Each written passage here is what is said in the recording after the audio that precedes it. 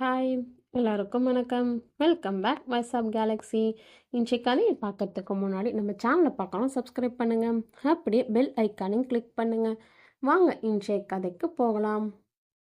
செல்வம் தன் மனைவி மீனாவை பார்த்தான். அவள் தன் தாய் வீட்டுக்கு செல்லும் சந்தோஷத்தில் இருந்தாள். ஏங்க அப்படி பார்க்குறீங்க? மீனா, நீ ஊருக்கு போய் தான் ஆகணுமா? ஏங்க, நான் எங்கள் அம்மா வீட்டுக்கு போய் கிட்டத்தட்ட 1 வருஷம் ஆகுது. இவ்வளோ நாள் கழிச்சு போக போகிறேன். இப்போ போய் இப்படி கேட்குறீங்க? நான் ஊருக்கு போகிறது உங்களுக்கு விருப்பம் இல்லையா?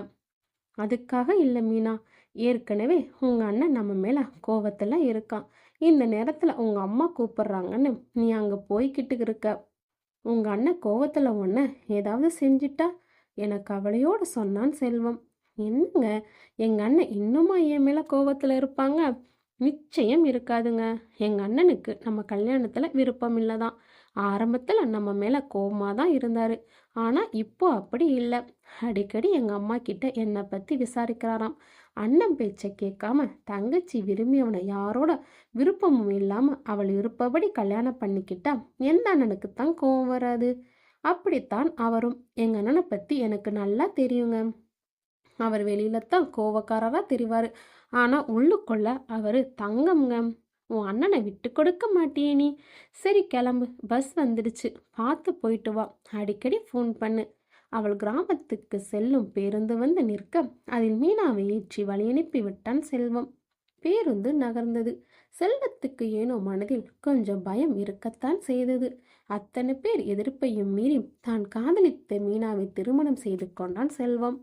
ஆரம்பத்தில் பலமாக எதிர்ப்பு இருந்தாலும் நாட்கள் ஆக ஆக அந்த எதிர்ப்புகள் குறைந்து இப்போ அம்மாவும் மகளும் கொஞ்சம் கொஞ்சமாக போனில் பேசிக்கொள்கிறார்கள். ஆனால் மீனாவின் அண்ணன் முகிலன் ஏற்கனவே முரடன். அரசியல் செல்வாக்கு வேறு. இவர்களுக்கு ஆரம்பத்தில் முகிலன் நிறையவே தொல்லைகள் கொடுத்தான். பலமுறை அவன் மேல் கொலை முயற்சி கூட நடந்திருக்கிறது. அதையெல்லாம் சமாளித்து நாட்கள் சந்தோஷமாகவே நகர்வந்த செல்வம். இப்போது மீனா அவள் தாய் வீட்டுக்கே சென்று கொண்டிருக்கிறாள். வீட்டுக்கு வந்த பிறகும் கூட செல்வத்துக்கு நினைவெல்லாம் மீனாவை பற்றியே இருந்தது. வந்து கட்டலில் படுத்தான். தூக்கம் வரவில்லை. மீனா வீடு போய் சேர எப்படியும் மாலையாகிவிடும். எந்த ஒரு தொல்லையும் இல்லாமல் போய் சேர்ந்து விட்டால் சரி. செல்வம் புரண்டு படுத்தான். வாசலில் நிழலாடியது. நிமிர்ந்து பார்த்தான். ஒரே அதிர்ச்சி.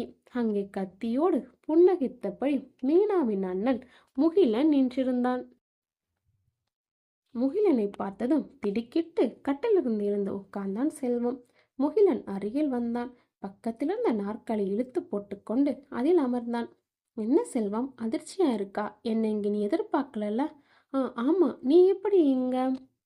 முகிலன் புன்னகைத்தான். இங்க எதுக்க வந்தேன்னு சொல்றேன் கேளு. சொல்லவா?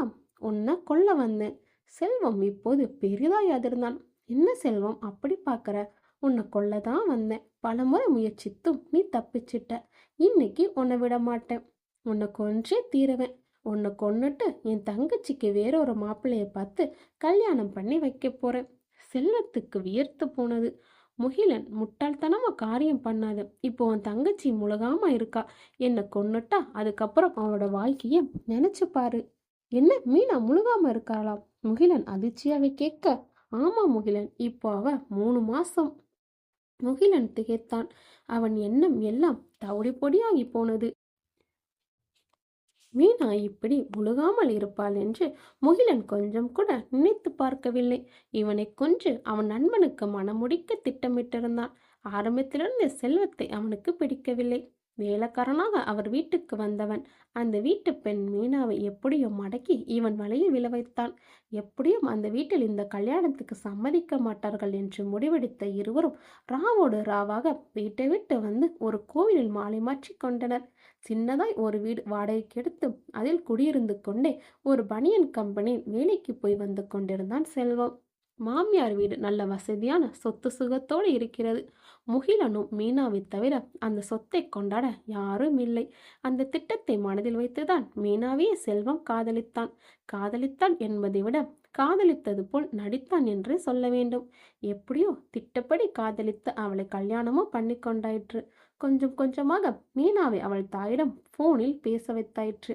இப்போது மீனா தாய் வீட்டுக்கும் போக தொடங்கிவிட்டாள். இன்னும் கொஞ்ச நாளிலே தானும் அந்த வீட்டுக்கு மாப்பிள்ளையாக போகப் போகிறோம். வேலைக்காரனாக இருந்த அதே வீட்டில் மாப்பிள்ளையாக நுழைய வேண்டும் என்கிற கனவோடு இருந்தவனுக்கு முகிலன் கத்தியோடு அவனை கொல்ல வந்தது செல்வத்துக்கு பேரதிர்ச்சியாக இருந்தது. உண்மையை சொல்ல வேண்டுமென்றால் செல்வந்தான் மனதில் ஒரு திட்டத்தை வைத்து கொண்டிருந்தான். அந்த வீட்டுக்கு மாப்பிள்ளையாக போன பிறகு எப்படியாவது யாருக்கும் சந்தேகம் வராத வகையில் முகிலனை கொஞ்சு அந்த மொத்த சொத்துக்கும் அவன் மட்டும்தான் உரிமை கொண்டாட முடிவெடுத்திருந்தான்.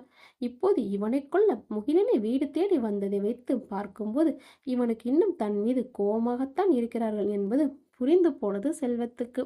எப்படி முகிலன் கதையை முடிப்பது? மொத்த சொத்தையும் அனுபவிப்பதுதான் எப்பொழுது? மீனா முழுகாமல் இருக்கிறாள் என்று தெரிந்து தன்னை கொல்ல வந்த முகிலன் திரும்பி சென்று விட்டான். ஆனால் என்னோட முடிவில் மாற்றமில்லை. அவனை எப்படியாவது யாருக்கும் தெரியாமல் தன் மீது யாருக்கும் சந்தேகம் வராத மாதிரி அவனை கொன்றே தீர வேண்டும். கிட்டத்தட்ட சபதமே எடுத்துக்கொண்டான் செல்வம். மாலை அந்த ஆட்டோ வந்து அந்த வீட்டின் அருகே நின்றது.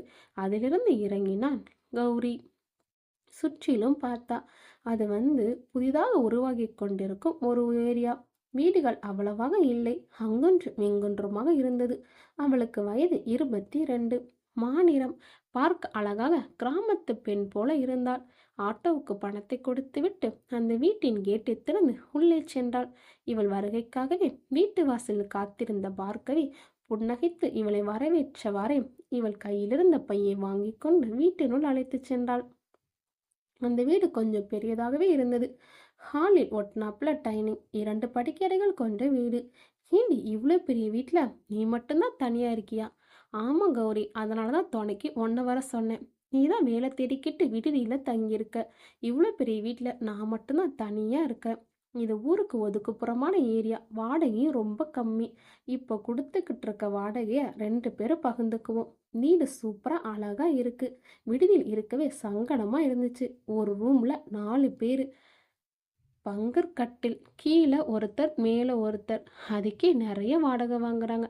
இது சூப்பராக இருக்குது. பார்கவி புன்னகைத்தார். நீ ஒரு ரூம், நான் ஒரு ரூம், ஓகேவா? Double okay. ஆனால் அக்கம் பக்கம் தான் வீடுகளே இல்லை. கௌரி, இது சிட்டியை விட்டு கொஞ்சம் தள்ளி இருக்கிற ஏரியா.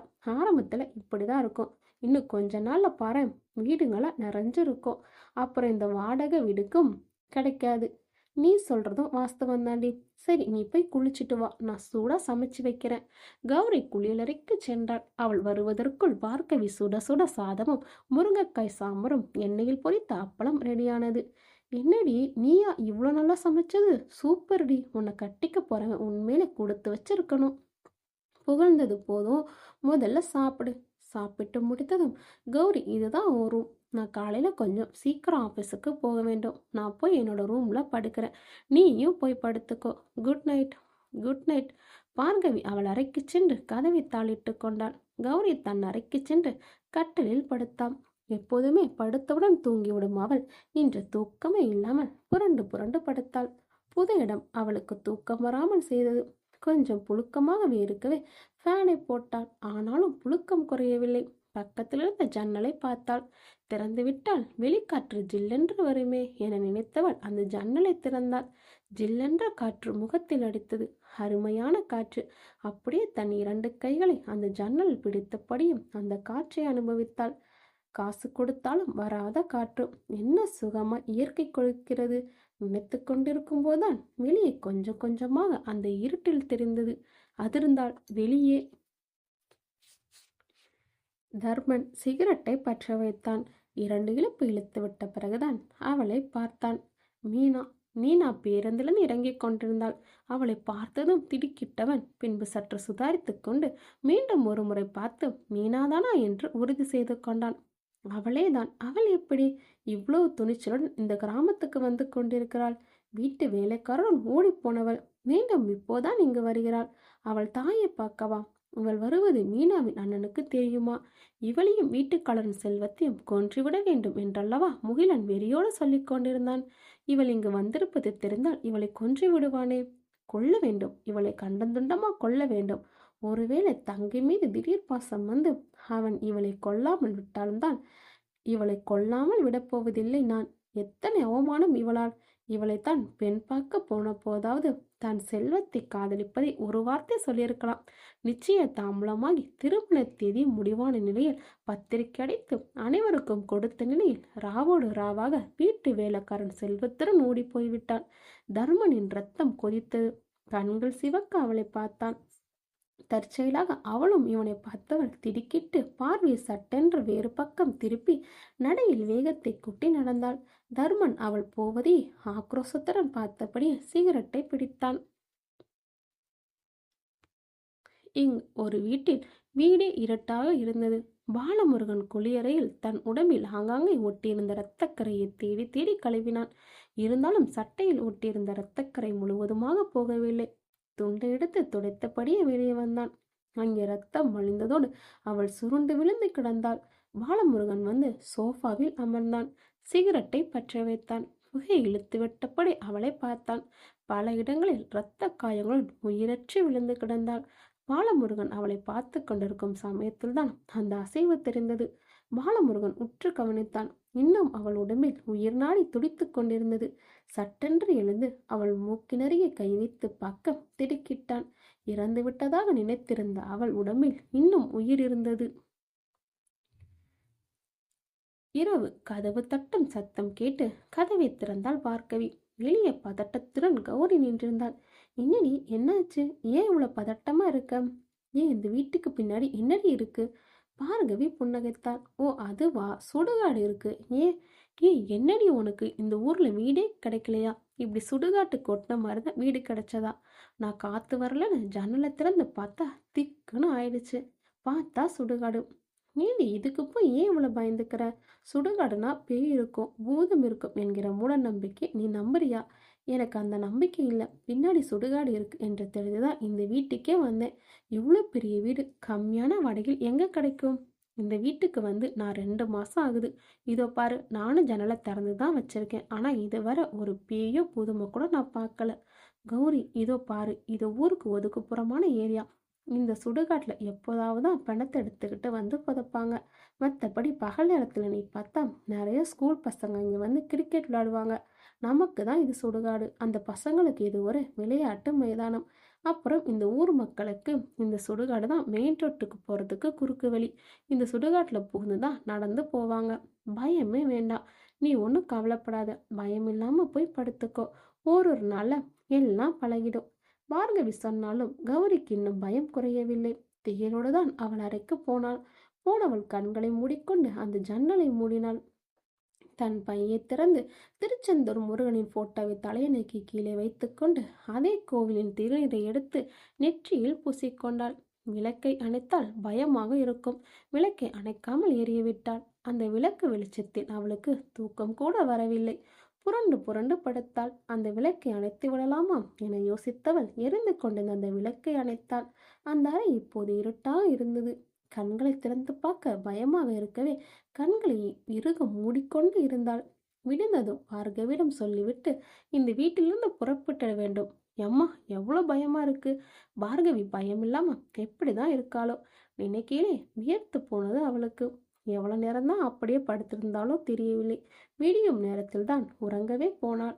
காலையில் சீக்கிரமே வேலைக்கு போக வேண்டும் என்று சொன்ன பார்கவி எழுந்து குளித்துவிட்டு ரெடியாகி வந்து கௌரியிடம் சொல்லிவிட்டு போக எழுப்பினாள். நன்றாக தூங்கிக் கொண்டிருந்த கௌரி கண்களை கூட திறக்காமல் முடங்கினாள். சரிடி, நான் ஆபீஸுக்கு போயிட்டு வர, நீ கதவை நன்னா மூடிக்கோ என்று சொல்லியபடி அவளை தட்டி எழுப்பினாள்.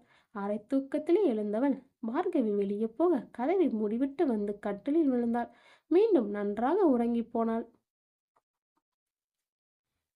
இரவு நேரம். அந்த பேருந்து நிலையத்தில் யாருமே இல்லை. பவித்ரா மட்டும்தான் தனியாக அவள் போக வேண்டிய பேருந்துக்காக காத்து கொண்டிருந்தாள். அந்த முக்கிய சாலையில் சில வண்டிகள் தான் சென்று கொண்டிருந்தது. பவித்ரா நேரம் பார்த்தாள். மணி 10. தான் போக வேண்டிய அந்த கடைசி பேருந்தும் போயிருக்குமா? யாரையாவது கேட்கலாமா என்றால் தெருவில் ஆட்கள் கூட யாருமே காணவில்லை. பவித்ராவுக்கு திகில் பற்றி கொண்டது. சுற்றிலும் பார்த்தாள். ஒருவரும் இல்லை. தான் போக வேண்டிய கடைசி பேருந்தும் போய்விட்டிருந்தால் என்ன செய்வது? எப்படி வீட்டுக்கு போவது? நினைக்கையிலே வியர்த்து போனது அவளுக்கு. ஏதோ ஒரு வேலையாக இங்கு வந்தவள் இந்த இரவு நேரத்தில் இப்படி வசமா மாட்டிக்கொண்டாளே. ஒரு ஆட்டோ பிடித்து போய்விடலாமா? அதுதான் சரியான யோசனை. அவள் முடிவெடுத்த அதே நேரம் அவள் முன் அந்த ஆட்டோ வந்து நின்றது. எங்கம்மா போகணும்? பவித்ரா சொல்ல, அந்த ஆட்டோக்காரன், அட அந்த பக்கம்தான் என்னோட வீடு. நான் வீட்டுக்கு தான் போயிட்டு இருக்கேன். வந்து உக்காரம்மா. பணம் எவ்வளவு? இதோ பாரம்மா. நீ ஏறவில்லை என்றாலும் நான் அந்த பக்கம்தான் போக போறேன். இவ்வளவுதானே இல்லை, நீ கொடுக்கறத கொடும்மா. பவித்ரா ஆட்டோவில் ஏறினாள். ஆட்டோ வேகமெடுத்தது. அப்பா, நல்ல வேளை இந்த ஆட்டோ கிடைத்தது. இல்லையென்றால் இன்னும் அந்த பேருந்து நிலையத்திலே தனியாக இருந்திருக்க வேண்டும். பயமா இருந்திருக்கும். அவள் நினைத்து கொண்டிருக்கும்போ அதே வேளையில் அந்த ஆட்டோ வழி மாறியது. பவித்ரா திடுக்கிட்டாள். ஏன் இந்த பக்கம் போறீங்க? நேரா தானே போகணும். சார், வழி மாறி போயிட்டு இருக்கீங்க. அந்த ஆட்டோக்காரன் ஆட்டோவை செலுத்தியபடி அவள் சொல்வது கொஞ்சம் கூட காதில் வாங்காமல் சிகரெட்டை பற்ற வைத்தான். பவித்ராவுக்கு இப்போது திகில் பற்றி கொண்டது. மீனாவின் போன் அலறியது. யாரென்று பார்த்தவள் அவன் கணவன் செல்வம்தான் என்று தெரிந்ததும் போனை எடுத்தாள். என்னங்க, எப்படி இருக்கீங்க? மீனா, நான் நல்லா தான் இருக்கேன். உங்ககிட்ட ஒரு முக்கியமான ஒரு விஷயம் பேசணும். நீ எங்க இருக்க? வீட்டுக்குள்ளதான் இருக்கேன். ஏன், என்ன விஷயம் சொல்லுங்க. ஒரு வேலை பண்ணு, நீ முதல்ல மொட்டை மாடிக்கு வா. ஏங்க? மீனா சொன்னது செய். உன்கிட்ட ஒரு முக்கியமான ஒரு விஷயம் பேசணும். சரி, அப்படியே லைன்ல இருங்க, நான் மொட்டை மாடிக்கு வந்து பேசுறேன் என சொன்னவள் விடுவிடுவன் மொட்டை மாடிக்கு வந்து, சொல்லுங்க, நான் மொட்டை மாடிக்கு வந்துட்டேன். மீனா, பக்கத்துல யாரும் இல்லையே. யாரும் இல்லை, நான் மட்டும்தான் தனியா இருக்கேன். சொல்லுங்க. நேற்று உன்னை பஸ் ஏற்றி அனுப்பிட்டு வீட்டுக்கு வந்தேன்னா உன்னை பற்றியே நினச்சிக்கிட்டு இருந்தேன். அப்போதான் உங்கள் அண்ணன் என்ன கொல்ல வீட்டுக்கே வந்துட்டான். என்னங்க சொல்கிறீங்க? எங்கள் அண்ணன் வீட்டுக்கு வந்தாரா? ஆமாம் மீனா, உங்கள் அண்ணனை பார்த்ததும் எனக்கு திக்குன்னு ஆயிடுச்சு. அந்த நேரத்தில் உங்கள் அண்ணன் என்ன கொன்னே ஆகணும் முடிவாக இருந்தான். அப்போதான் என்னை காப்பாற்றிக்க உங்கள் அண்ணன் கிட்ட ஒரு பொய் சொல்லிட்டேன். பொய் சொன்னீங்களா? என்ன பொய்? உங்கள் அண்ணன் என்னை கொன்னுட்டு உனக்கு வேற ஒரு மாப்பிள்ளை கூட கல்யாணம் பண்ண போறேன்னு சொன்னான். அப்பதான் எனக்கு அந்த யோசனை வந்துச்சு. நீ 3 மாசம் முழுகாம இருக்க மாதிரி பொய் சொல்லிட்டேன். இந்த பொய் மட்டும் நான் சொல்லலைன்னா இந்நேரம் உங்க அண்ணன் என்ன கொண்டு இருப்பான். நான் சொன்னதை உண்மைன்னு நம்பிட்டு திரும்பி போயிட்டான். மீனா, ஊர்ல நீயும் முழுகாம இருக்கிற மாதிரி நடி. என்னங்க, இந்த விஷயத்தை எத்தனை நாளைக்குங்க மூடி மறைக்க முடியும்? ஒரு நாள் உண்மை தெரியத்தானே போகுது. மீனா, அது எனக்கும் தெரியும். அதுக்காக இப்பவே என்ன சாக சொல்றியா? இது இப்போதைக்கு உங்க அண்ணன் கிட்ட இருந்து என்னை காப்பாத்திக்க சொல்லியிருக்க பொய். சரிங்க, எங்க அண்ணனுக்கு உண்மை தெரிஞ்சா என்னங்க பண்றது? அதை அப்புறம் பார்த்துக்கலாம். இப்போ நீ புள்ளத்தாச்சியா நடி. யாருக்கும் சந்தேகம் வரக்கூடாது. அப்புறம் என்னங்க பண்றது? அப்புறம் கரு கலைஞ்சிடுச்சுன்னு ஏதாவது சொல்லி சமாளிச்சுக்கலாம். சரியா? சரிங்க. சரி, ஃபோனை வை. மீனா ஃபோனை அணைத்தாள். என்னம்மா சொல்றான் உன் புருஷன்? எதில் நின்றிருந்த முகிலன் கேட்க மீனா புன்னகைத்தாள். என்ன புள்ளத்தாச்சியா நடிக்க சொல்றான். மோசக்காரமா அவன் பாரு. எனக்கே பொய் சொல்லி நம்ப வச்சிட்டான். மீனா, இப்ப சொல்லு, அவனை தீர்த்து கட்டவா? அண்ணா, என்னை கேட்க வேண்டிய அவசியமே இல்லை, தாராளமாக என மீனா சொல்ல முகிலன் திட்டம் போட ஆரம்பித்தான். அதே நேரம் செல்வம் தாராவை இறுக்கி அணைத்தான். தாரா அவனின் உடம்பு பிடியிலிருந்து தப்ப முடியாமல் அதே நேரம் அவனிடமிருந்து தன்னை விடுவித்துக் கொள்ள முயற்சி கொண்டிருந்தாள். நாட்டுக்கட்டைன்னு சொல்லுவாங்க. அது உன் உடம்புக்கு தான் கச்சிதமாக பொருந்தும். என்ன உடம்பு உனக்கு? இந்த பிடி பிடிக்கிற, சும்மா இருக்கிற. இதோ பிடி. மீனாவை பிடிச்சிருந்தா அவளோட எலும்பெல்லாம் இன்னொரு உடஞ்சு போயிருக்கும். பொண்ணுங்கள்லாம் 2 வகையாக பிரிக்கலாம். ஒன்று சும்மா அப்படியே மேலோட்டமாக தொடுவது. அவங்கள முரட்டுத்தனமாக பிடித்தாலும் அவங்க கிட்ட முரத்தனமாக நடந்துக்கிட்டாலும் அவங்க தாங்க மாட்டாங்க. மெல்ல பூ போல இருக்கணும். காமவெறியில் அவங்களுக்கு அடிக்கக்கூட முடியாது. வழியில கத்துருவாங்க. உயிர் போற மாதிரி துடிப்பாங்க. அந்த இடத்துல ஆணோட வெறித்தனம் எப்படி காட்டுவது? இன்னொரு வகை ஆணோட வெறித்தனம் அவங்க கிட்ட தான் அடங்கும். அதுல 2வது வகையை சேர்ந்தபடி நீ. இந்த விஷயத்துல உன்கிட்ட தான் என்னோட முரட்டத்தனத்தையும் காம வெறியும் காட்ட முடியுது. உன்கிட்ட தான் அந்த சுகத்தை முழுமையா அனுபவிக்கிறேன். புகழ்ந்தது போதும். எப்பதான் என்ன அந்த வீட்டுக்கு ராணியாக்க போறீங்க? செல்வம் சிரித்தான். முதல்ல நான் அந்த வீட்டுக்கு ராஜா ஆகிறேன். அதுக்கப்புறமா உன்னை என்னோட ராணி ஆக்கிறேன். அதான் எப்போ. இந்த விஷயத்தில் அவசரப்படக்கூடாது. பொறுமை அவசியம். முன்ன பின்ன யோசிக்காம களத்துல இறங்கிட்டா மாட்டிக்கிட்டா சின்ன தப்பு இருந்தா கூட போதும். அப்புறம் வாழ்நாள் முழுக்க கம்பி என்ன வேண்டும். அப்படி ஆகிவிடக்கூடாது. யோசிச்சு நிதானமாத்தான் முடிவெடுக்க வேண்டும். முதல்ல முகிலனை கொல்ல வேண்டும். அப்புறம் மீனாவோட அம்மா. அதுக்கப்புறம் மீனா. இவங்களோட கதையெல்லாம் முடிச்சிட்டு அதுக்கப்புறம் அந்த வீட்டுக்கும் அந்த சொத்துக்கும் நான் தான் ராஜா, நீ தான் ராணி என சொல்லிவிட்டு அவளை மேலும் இறுகி அணைத்தான். எனக்கு இன்னொரு முறை உன்னை இப்போ தொடணும் போல இருக்கு. அவளும் அவனை கட்டி கொண்டாள். எனக்கும் தான் என தாரா சொல்லிவிட்டு தலை குனிக அவளை அப்படியே அள்ளி படிக்கறைக்கு சுமந்து சென்றான் செல்வம். கௌரி கண் விழித்த போது மணி 10. எழுந்தவள் ரொம்ப நேரம் படுக்கையிலே அமர்ந்திருந்தாள். பார்கவிக்கு சொல்லிவிட்டு போகலாம் என்றால் அவள் வேலைக்கு போயிருக்கிறாள். ராத்திரியே சொல்லியிருந்தால் இங்கிருந்து புறப்பட்டு போயிருக்கலாம். சொல்லாமல் எப்படி போவது? பார்கவி வந்த பிறகு அவளிடம் சொல்லிவிட்டு போகலாம் என தீர்மானித்தவள் கட்டிலை விட்டு எழுந்தாள். குளித்தாள். மேகி இருந்தது. 5 நிமிடத்தில் ரெடி செய்து சுட சுட சாப்பிட்டாள். டிவி பார்க்கலாமா என்று டிவியும் இல்லை. மீண்டும் காற்றில் வந்து படுத்தாள். ஜன்னலுக்கு வெளியே சத்தம் கேட்டது. ஜன்னலை திறந்து பார்க்கலாமா? இது பகல் வேலை, பயமில்லாமல் திறக்கலாம். கௌரி எழுந்தாள். ஜன்னலருகே வந்தவள் ஒரு நிமிடம் யோசித்தாள். எங்கிருந்தோ தைரியத்தை வரவழைத்து கொண்டு ஜன்னலை திறந்தாள். வெளிச்சம் சுளிரென்று வந்தது. அது சுடுகாடுத்தான். அங்கங்கே கல்லறைகளும் சிறு சிறு மண்டபங்களும் அதன் மேல் சிறு சிறுவர்கள் அமர்ந்தும் சில சிறுவர்கள் கிரிக்கெட் விளையாடி கொண்டும் இருந்தன. சில சிறுவர்கள் அந்த மண்டபத்தில் ஒளிந்து அந்த கல்லறைகளின் பின்னால் ஒளிந்தும் விளையாடி கொண்டிருந்தன. கௌரிக்கு ஆச்சரியமாக இருந்தது. இந்த இடத்த பார்த்தா ராத்திரி அப்படி பயந்து கொண்டோம், இந்த இடத்த பார்த்து பயந்து போய் வேற இடம் தேட தீர்மானித்தோம் என அவளுக்கு சிரிப்பு வந்தது. அந்த எண்ணத்தை இப்போது மாற்றிக்கொண்டாள். இனி இங்குதான் தங்க போகிறோம் தீர்மானித்தவள் பெட்டியில் அப்படியே இருந்த துணிமணிகளை எடுத்து பீரோவில் அடுக்கினாள். மீண்டும் ஜன்னலருகே வந்து நின்றாள். இப்பொழுது இன்னும் நிறைய சிறுவர்கள் விளையாடி கொண்டிருந்தனர். ஒரு சில பெரியவர்கள் அந்த சுடுகாட்டின் உள்ளே வந்துதான் அந்த முக்கிய சாலைக்கு சென்று கொண்டிருந்தனர். கௌரிக்கு இப்போது எந்த பயமும் இல்லை. பயம் எங்கோ தொலை தூரத்துக்கு சென்று மறைந்து போயிருந்தது. அப்பாடா, இப்போ எவ்வளோ தெளிவா இருக்கு மனசு.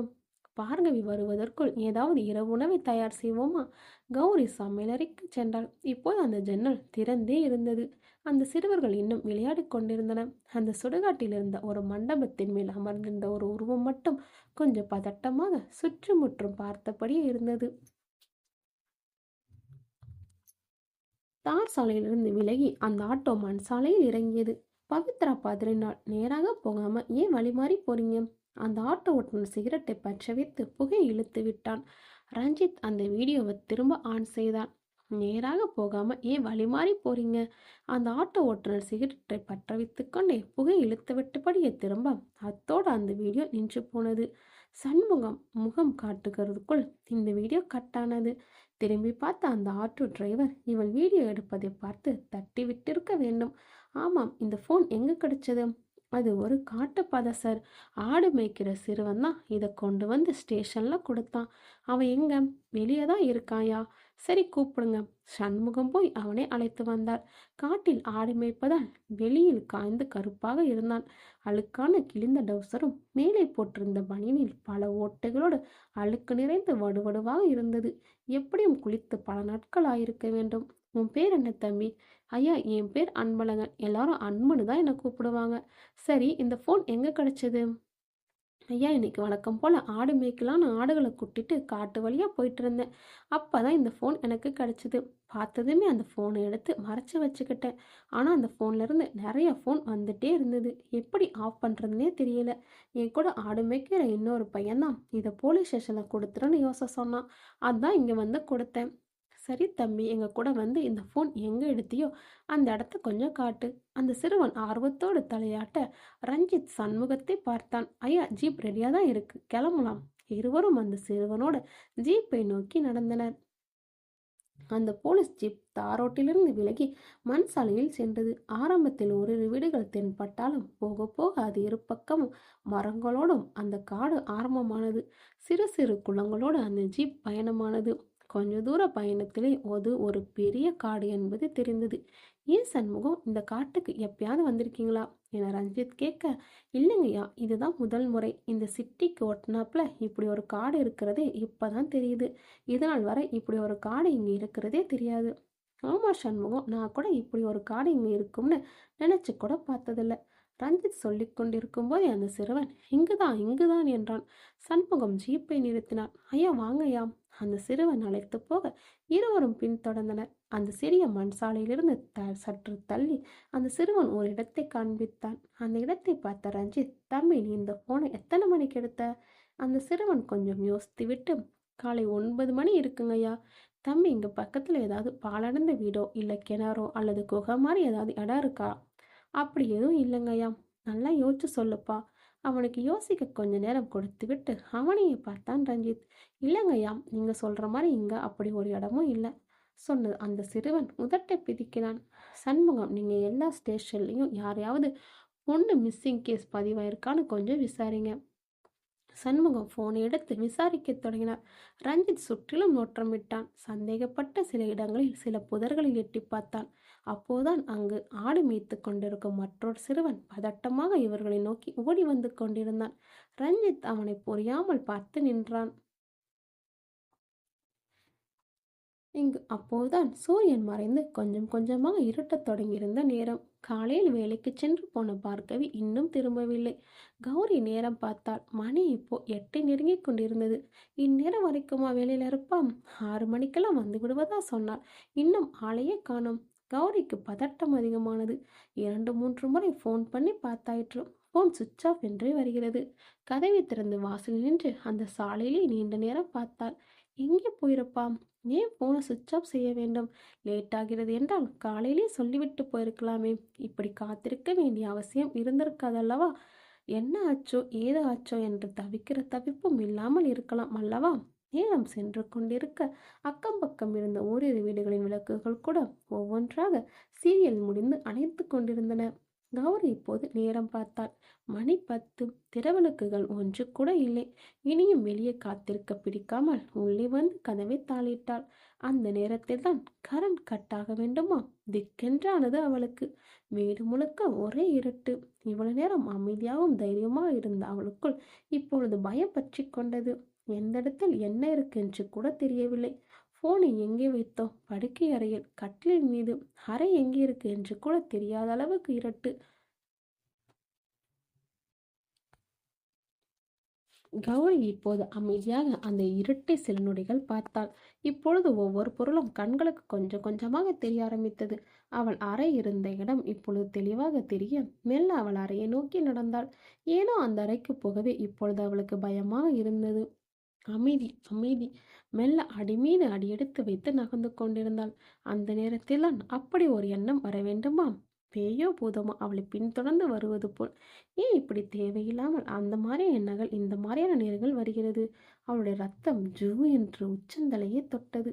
பின்புறம் திரும்பி பார்க்கலாமா? இன்னும் அவள் முடிவெடுத்து திரும்பி பார்க்கவே இல்லை.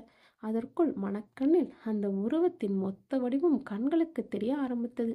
கருத்த உருவம், போர்வை போத்தியபடியே முகம் மட்டும் வெளியே தெரிய, அந்த உருவத்தின் கண்கள் மட்டும் வெள்ளையா, கண்களில் ரத்தம் வழிந்ததோடு அதன் பற்களில் சிகப்பாய் ரத்தம் போல சிரிப்பது போல அந்த உருவம் அவளை பின்தொடர்ந்து வந்து மெல்ல அவள் தோள் மீது கை போடுவது போல ஒரு உணர்வு எழவே திரும்பி பார்க்க கூட முடியாமல் அப்படியே உறைந்து போய் நின்றாள். திரும்பி பார்க்கலாமா? அடிவயிற்றிலிருந்து ஏதோ ஒன்று ஜிவ்வென்று மேலே எழ முழுக்க வியர்த்து போனாள். திரும்பி பார்த்து உறுதி செய்யும் வரை இந்த பயம் விடாது. கண்களை இறகு மூடிக்கொண்டு திருச்செந்தூர் முருகனை மனதில் நினைத்து கொண்டே திரும்பினாள். இன்னும் கண்களை திறக்கவில்லை. கொஞ்சம் சுதாரித்து கொண்ட பிறகுதான் மெல்லதான் கண்களை திறந்தாள். இருட்டாக இருந்தது. எந்த உருவமும் இல்லை. தன் கண்களை மூடி திரும்பும் போது ஏன் அந்த உருவம் தன்னோடு சேர்ந்து தன் பின்னால் திரும்பி இருக்கக்கூடாது? பாலாய் போன கருப்பனை இந்த நேரத்தில் இப்படியெல்லாமோ கூட வருதே. அப்போ இன்னும் அந்த உருவம் தன் பின்னால் தான் இருக்குமோ? எப்படி அதை உறுதி செய்து கொள்வது? சட்டென்று திரும்பி பார்க்கலாமா? அப்படி அங்கு அந்த உருவம் இருந்தால்? கௌரிக்கு இப்பொழுது மேலும் திகில் பற்றி கொண்டது. வீணா போன கற்பனையை மனிதனை பாதி கொன்று விடுகிறது. இதே துடிப்பு இப்போது அளவுக்கு அதிகமாக அடித்துக்கொள்ள சட்டென திரும்பி பார்த்தாள். இருட்டு, இருட்டுதான் கண்களுக்கு தெரிந்தது. இப்படி பயந்து சாவது வேண்டாம். போனை எடுப்போம். டார்ச்சை ஆன் செய்து கொள்வோம். இருட்டு விலகி போகும். பயமும் விலகி போனோம் என தீர்மானித்தவள் கட்டிலை தடவி தடவி தேடினாள். இங்குதானே வைத்தோம். இப்போது போன் தட்டுப்படவே நிம்மதி பெருமூச்சு விட்டபடியும் அதை எடுத்து டார்ச் லைட்டை ஆன் செய்த போதுதான் அந்த சத்தம் கேட்டது. ஜன்னல் திறந்திருக்க அந்த சுடுகாட்டிலிருந்து அந்த சத்தம் கேட்டது. கௌரி டார்ச் லைட் ஆன் செய்யாமல் மெல்ல ஜன்னல் அருகே சென்று எட்டி பார்த்தாள். சிதம்பரம் வயது கிட்டத்தட்ட 50. முன்தலை வலிக்கை விழுந்திருந்தது. முகத்திலும் கன்னத்திலும் சுருக்கம் தெரிய ஆரம்பமாகும் காலம். மீசைக்கு டை அடித்திருந்தார். விலை உயர்ந்த வெளிநாட்டு சென் அடித்திருந்தார். அவர் சுற்றிலும் கமகமக்கும் வாசனை. சுவற்றிலிருந்து ஏசியின் காற்று ஜெல்லென்று அடித்து கொண்டிருந்தது. பாலமுருகன் உள்ளே வந்தான். சார், எல்லாரும் கிளம்பி போயிட்டாங்க. பார்கவியை மட்டும் கொஞ்சம் வேலை இருக்குன்னு சொல்லி போகாமல் நிறுத்தி வச்சிருக்கேன். சபாஸ் பாலமுருகன், நான் கெஸ்ட் ஹவுஸுக்கு போகிறேன். நீ ஏதாவது போய் சொல்லி அவளை அங்கே கூட்டிட்டு வந்துடு என சொன்னவர் எழுந்தார். விடுவிடுவென வெளியே வந்தவர் அந்த ஆஃபீஸில் பார்கவி மட்டும் அமர்ந்திருப்பதை பார்த்து உள்ளுக்குள் சிரித்தபடியே ஆஃபீஸை விட்டு வெளியே வந்தார். BMW கார் தயாராக இருந்தது. கார் கதவை திறந்துவிட்ட டிரைவர் பவ்யமாக நின்று அவர் ஏறிய பிறகு கார் கதவை மூடி அவன் இருக்கையில் அமர்ந்து காரை கிளப்பினான். அது காற்றை கிழித்து கொண்டு சீறி பாய்ந்தது. அதுவரை பொறுமையாக இருந்த பாலமுருகன் சிதம்பரம் போனதை உறுதி செய்து கொண்டு பார்கவியிடம் வந்தான். புன்னகைத்தான். பதிலுக்கு பார்கவியும் புன்னகைக்க, பார்கவி எல்லாம் நம்ம திட்டப்படி தான் நடக்குது. அந்த கிழட்டு கிழவனுக்கு இன்னும் எல்லாமே ஊஞ்சல் ஆடுது போல. இன்னைக்கு உன்னை கெஸ்ட் ஹவுஸுக்கு கூப்பிட்டுருக்கான். பார்கவி புன்னகைத்தாள். நமக்கு அதுதானே வேணும். ஆமாம், அவனோட திட்டம் என்னன்னு தெரிஞ்சுக்கிட்டீங்களா? என்ன பெருசாக இருக்க போகுது? உன்னை அடையிறது தான். சரி, நானும் அந்த கிழவனும் கட்டில் ஒன்றா இருக்கிறப்போ நீ கேமராவை ஜன்னலுக்கு பின்புறம் இருந்து வீடியோ எடுத்துடு. அதுக்கப்புறம் இருக்கு அந்த கிழவனுக்கு இருக்கிற சொத்தையெல்லாம் நம்ம பேரில் மாற்றிக்கணும். அதுதானே நம்ம திட்டமே. அந்த கிழவன் நம்மடக்க நீ ஆடையை விலகி வைக்கிறதும் உன்னுடைய இடுப்பை வளைய நிலைய அந்த கிழவன் முன்னாடி நடக்கிறதும் அப்பப்போ என்ன உன்னுடைய உடம்பு உன்னுடைய அந்த பார்த்த பின்னாடி எப்படியோ பட்ட கிழவனாக இருந்தாலும் உன் மேலே ஆசைப்பட தான் செய்வான். அப்படியே அடிக்கடி தொடுவதை நான் செய்த பாக்கியம். சரி, வளவலன்னு பேசாமல் காரியத்தில் இறங்குங்க. பாருங்க, இது ஆஃபீஸ், இங்கே போய் எப்படி? ஐயோ, உங்களுக்கு எப்போ பார்த்தாலும் இதே நினப்பு தான். நான் சொன்னது சீக்கிரமாக கெஸ்ட் ஹவுஸுக்கு போகிறதா சொன்னேன். பார்கவி, ஏன் இவ்வளோ ஆசைப்படுற? அதுக்கு இல்லை, இப்போ புதுசாக என்னோட வீட்டில் கௌரின்னு என்னோட தோழி ஒருத்தி வந்திருக்கா. லேட் ஆனால் பாவம் அவன் பயந்துருவா. அதனால தான் சீக்கிரம் போகலாம்னு சொல்கிறேன். பார்கவி, என்ன பேசுகிற நீ? இது நம்ம பல நாள் கனவு திட்டம். அது இன்னைக்கு நிறைவேற போகுது. நமக்கு இதுதான் ரொம்ப முக்கியம். அதை விட்டுட்டு யாரையும் நினச்சி கவலைப்பட்டுட்டு இருக்க? சரி விடுங்க, நடங்க போகலாம். இருவரும் வெளியே வந்தனர். பாலமுருகன் தன்னுடைய பைக்கில் அவளை உட்கார வைத்து கொண்டு கிளம்பினான். பார்கவி, உன்கிட்ட ஒன்று சொல்லணும். அந்த கிழவன் ஒன்று தொட கூப்பிடுவான். நீ உடனே முந்தான விரிச்சிடாத, கொஞ்சம் பிகு பண்ணு. நிறைய சினிமா பார்த்துருப்பல, அவங்களோட நடிப்பு எப்படி இருக்கும்? அது மாதிரி இருக்கணும் உன்னுடைய நடிப்பு. பத்தினி விஷம் போடணும், அவ்வளோதானே. நீங்கள் ஒன்றும் கவலைப்படாதீங்க. என்னோட நடிப்பை அங்கே பாருங்க, அப்போ தெரியும் என்னோட நடிப்பு. சரி சரி, பார்க்கத்தானே போகிறேன். அதுக்காக ஓவராக நடிச்சு தொலைச்சிடாத. அளவோடு நடி, அது போதும். புரியுதா? புரியுது புரியுது என பார்கவி சொல்ல பைக் வேகமெடுத்து கிளம்பியது அந்த கெஸ்ட் ஹவுஸை நோக்கி. கௌரியின் இதயம் தாறுமாறாக துடித்துக்கொள்ள ஜன்னலில் வைத்த கண் வாங்காமல் பார்த்து கொண்டிருந்தார். வெளியே பயங்கர இருட்டு. பார்த்தவுடன் எதுவும் தெரியவில்லை. வெறும் சத்தம் மட்டும்தான் வந்து கொண்டிருந்தது. கௌரி உற்று பார்த்தால் மெல்ல மெல்ல தான் அங்கே நடந்து கொண்டிருக்கும் சம்பவம் தெரிய ஆரம்பித்தது. அங்கே அந்த இருட்டில் ஒரு உருவம் சுற்றுமுற்றும் பார்த்தபடி கைகளில் எதையோ கொண்டு வைத்து கொண்டு ஒரு கல்லறையின் பின்புறம் பள்ளம் தோண்டிக் கொண்டிருந்தது. யார் அது? அதுவும் இந்த நேரத்தில் எதுக்காக பள்ளம் தோண்டி கொண்டிருக்கிறான்? அவன் நொடிக்கு ஒரு முறை திரும்பி திரும்பி பார்த்து பள்ளம் தோண்டுவது அவளுக்கு சந்தேகத்தை கொடுக்க அவள் பயத்தில் வியர்த்து போய் நின்றாலும் அங்கே அந்த சுடுகாட்டை இமைக்காமல் பார்த்து கொண்டிருந்தாள். அவள் இங்கிருந்து இருட்டில் ஜன்னலில் பார்த்து கொண்டிருப்பது அந்த உருவத்துக்கு கொஞ்சம் கூட தெரியாது. இதைத்தான் இருட்டில் 1000 கண்கள் என்று சொன்னார்களோ. இப்போது அந்த உருவம் ஓரளவுக்கு பள்ளம் தோண்டிவிட்டு மீண்டும் ஒரு முறை சுற்றுமுற்றும் பார்க்க கௌரி படபடக்கும் நெஞ்சத்தோடு இமைக்கவும் மறந்து பார்த்து கொண்டிருந்தாள். ஏன் இப்படி பயந்து பயந்து பள்ளம் தோண்டுகிறான்? எதை வைத்து மறைக்க? பொறுத்திருந்து பார்ப்போம் என்னதான் வைக்கிறான் என்று. அவள் கேள்விக்கு அவளை பதிலும் சொல்லிக்கொண்டு ஆர்வமாக அதே நேரத்தில் பயந்து வியர்த்து போயும் காத்திருந்தாள். பயந்து பார்த்திருந்தாள். அவளுக்கு ஒரு புறம் நெஞ்சமெல்லாம் திக் திக்கென அடித்து கொண்டது. காரணம், அதே நேரம் அந்த உருவம் தான் மறைந்து நின்று பார்த்து கொண்டு போய் பார்த்து விட்டால் சினிமாவில் வருவதை போல் அந்த உருவம் தன்னை கொல்ல பின்தொடர்ந்து வருமோ? இந்த பேய் பிசாசு பயம் ஒரு புறம். இப்போது புதிதாய் சுடுகாட்டில் இருக்கும் அந்த உருவம் பார்த்து விட்டால் என்ன செய்வது என்கிற பயம் ஒரு புறம். பேசாம ஜன்னலை சத்தமில்லாம மூடி கட்டில் படுத்து விடலாமா? இப்படியும் நினைத்து பார்த்தால் கௌரி. ஆனாலும் அவன் ஏன் பயந்து பயந்து குழப்பிக்கிறான்? அவன் எதில் அதை மறைச்சு வைக்க போறான்? பார்க்க வேண்டும் என்கிற ஆர்வம் ஒரு புறம். உள்ளுக்குள் நடுங்கி கொண்டிருந்தாலும் அதை தெரிந்து கொள்ளும் ஆர்வத்தில் தைரியமாக நின்று பார்த்து கொண்டிருந்தாள். அந்த உருவம் நிமிடத்துக்கு ஒரு முறை சுற்றுமுற்றும் பறப்பது இவளுக்கு மேலும் ஆர்வத்தை அதிகப்படுத்தியது. மூச்சு காற்று கூட பெரிதாய் விடாமல் அந்த உருவத்தையே பார்த்து நின்றாள் கௌரி. அந்த உருவம் இறுதியாய் ஒரு முறம் சுற்றுமுற்றும் பார்த்துவிட்டு தான் தோண்டிய அந்த பள்ளத்தில் தனக்கு பின்னால் இவ்வளவு நேரம் மறைத்து வைத்திருந்த அந்த பெட்டி எடுத்து அந்த பள்ளத்தில் வைத்து மடமடவென மண்ணை போட்டு மூடியது. கௌரி பதட்டமாக பார்த்து கொண்டிருக்க அந்த உருவம் பழையபடியும் அந்த பள்ளத்தை சமமாக மூடிவிட்டு அடையாளமாக அதன் மேல் பக்கத்தில் இருந்த ஒரு பெரிய கல்லை எடுத்து அதன் மேல் வைத்துவிட்டு மீண்டும் சுற்றுமுற்றும் பார்த்து மடமடவென எழுந்து நடந்து கொஞ்ச நேரத்தில் அந்த சுடுகாட்டிலிருந்து அந்த உருவம் மறைந்து போனது. என்ன இருக்குது அந்த பெட்டியில்? புதையலா? இல்லை, அவன் திருடனா இருக்க வேண்டும். தினமும் திருடிவிட்டு யாருக்கும் சந்தேகம் வரக்கூடாதுன்னு அந்த திருட்டு நகலை இந்த இடத்துல எடுத்து வந்து மறைத்துவிட்டு அடையாளமா ஒரு கல்லை எடுத்து வைத்து விட்டு போகிறானோ? அந்த பெட்டியில் பணம், விலை உயர்ந்த நகையும் தான் இருக்க வேண்டும். அதுதான் அத்தனை முறை திரும்பி திரும்பி பார்த்துட்டு போறான். கௌரி சிரித்து கொண்டாள். பாவம், அவன் பல நாள் கஷ்டப்பட்டது ஒரே நாளில் இழக்கப் போகிறான். கௌரி தீர்மானித்து விட்டாள். அந்த பெட்டியில் இருக்க பொக்கிஷத்தை அபகரிக்க திட்டம் தானாக உதயமானது. எப்படியும் பார்கவி இல்லை. இப்போது இந்த நேரமே அந்த சுடுகாட்டுக்கு போய் அவன் மறைத்து வைத்திருக்கும் அந்த புதையில அப்படியே பெட்டியோடு அள்ளிக்கிட்டு வந்து தன்னுடைய பெட்டியில் பத்திரமா மறைத்து வைத்து விழுந்தது பார்கவிக்கு சொல்லிவிட்டு இங்கிருந்து போய்விட வேண்டும். ஒரு நாளிலே தன் தலைவிதி மாறப்போகிறது. இன்று சாதாரண மணவள், நாளை கோடீஸ்வரி. நினைக்கையிலே அவளுக்கு உச்சந்தலை குளிர்ந்து போனது. இவ்வளவு நேரம் அந்த சுடுகாட்டை நினைத்து நினைத்து பயந்து கொண்டிருந்தவள் இப்போது அடைய சுடுகாட்டுக்கு போக தீர்மானித்து விட்டாள். நினைக்கையிலே பயமாகத்தான் இருந்தது. இருந்தாலும் ஜாக்பாட் அடிக்கப் போகிறதல்லவா, அதை நினைக்கையில் அந்த பயம் எங்கோ காணாமல் போனது. தான் சென்று திரும்பும் வரை பார்கவி வந்துவிடக்கூடாது. அதற்குள் அந்த புதையலை அள்ளிக்கொண்டு வந்துவிட வேண்டும் என தீர்மானித்தவள் மெல்ல அந்த இருட்டிலே நடந்து வந்து கதவை திறந்தாள். இருட்டாக இருந்தது. பயங்கர இருட்டு. ஒரு சின்ன சத்தம் கூட எழவில்லை. செருப்பு அணிந்து கொண்டு மெல்ல அதே நேரம் பயங்கர திகிலோடு அடி மீது அடியடித்து நடந்தாள் வீட்டின் பின்புறம் இருந்த சுடுகாட்டை நோக்கி. அந்த காடு மிக பெரியதாக இருந்தது. அந்த காட்டில் அந்த மரங்களுக்கு நடுவே அந்த சிறுவன் ஓடி வந்து கொண்டிருந்தான். ரஞ்சித்தும் சண்முகம் அவனை பார்க்க இவனோடு இருந்த சிறுவன் அன்பழகன், ராமு ஏன் இப்படி பதட்டாம ஓடி வருகிறான்? அவன் பேர் ராமுவா? ஆமாங்கய்யா, இவனும் நானும் தான் தினமும் இங்கே ஆடு மேய்க்க வருவோம். அந்த ஃபோனை போலீஸ் ஸ்டேஷனில் கொடுக்க சொன்னதே இவன் தான் என்று சொல்லி கொண்டிருக்கும் போதே ராமு என்கிற அந்த சிறுவன் வந்து நின்றான். என்னப்பா, ஏன் இவ்வளோ பதட்டமாக ஓடி வர? என்ன ஆச்சு? சார், அங்கே ஒரு கொலையாகி இருக்கு, சீக்கிரம் வாங்க. அனைவரும் அதிர்ந்தனர். என்னப்பா சொல்கிற? எங்க?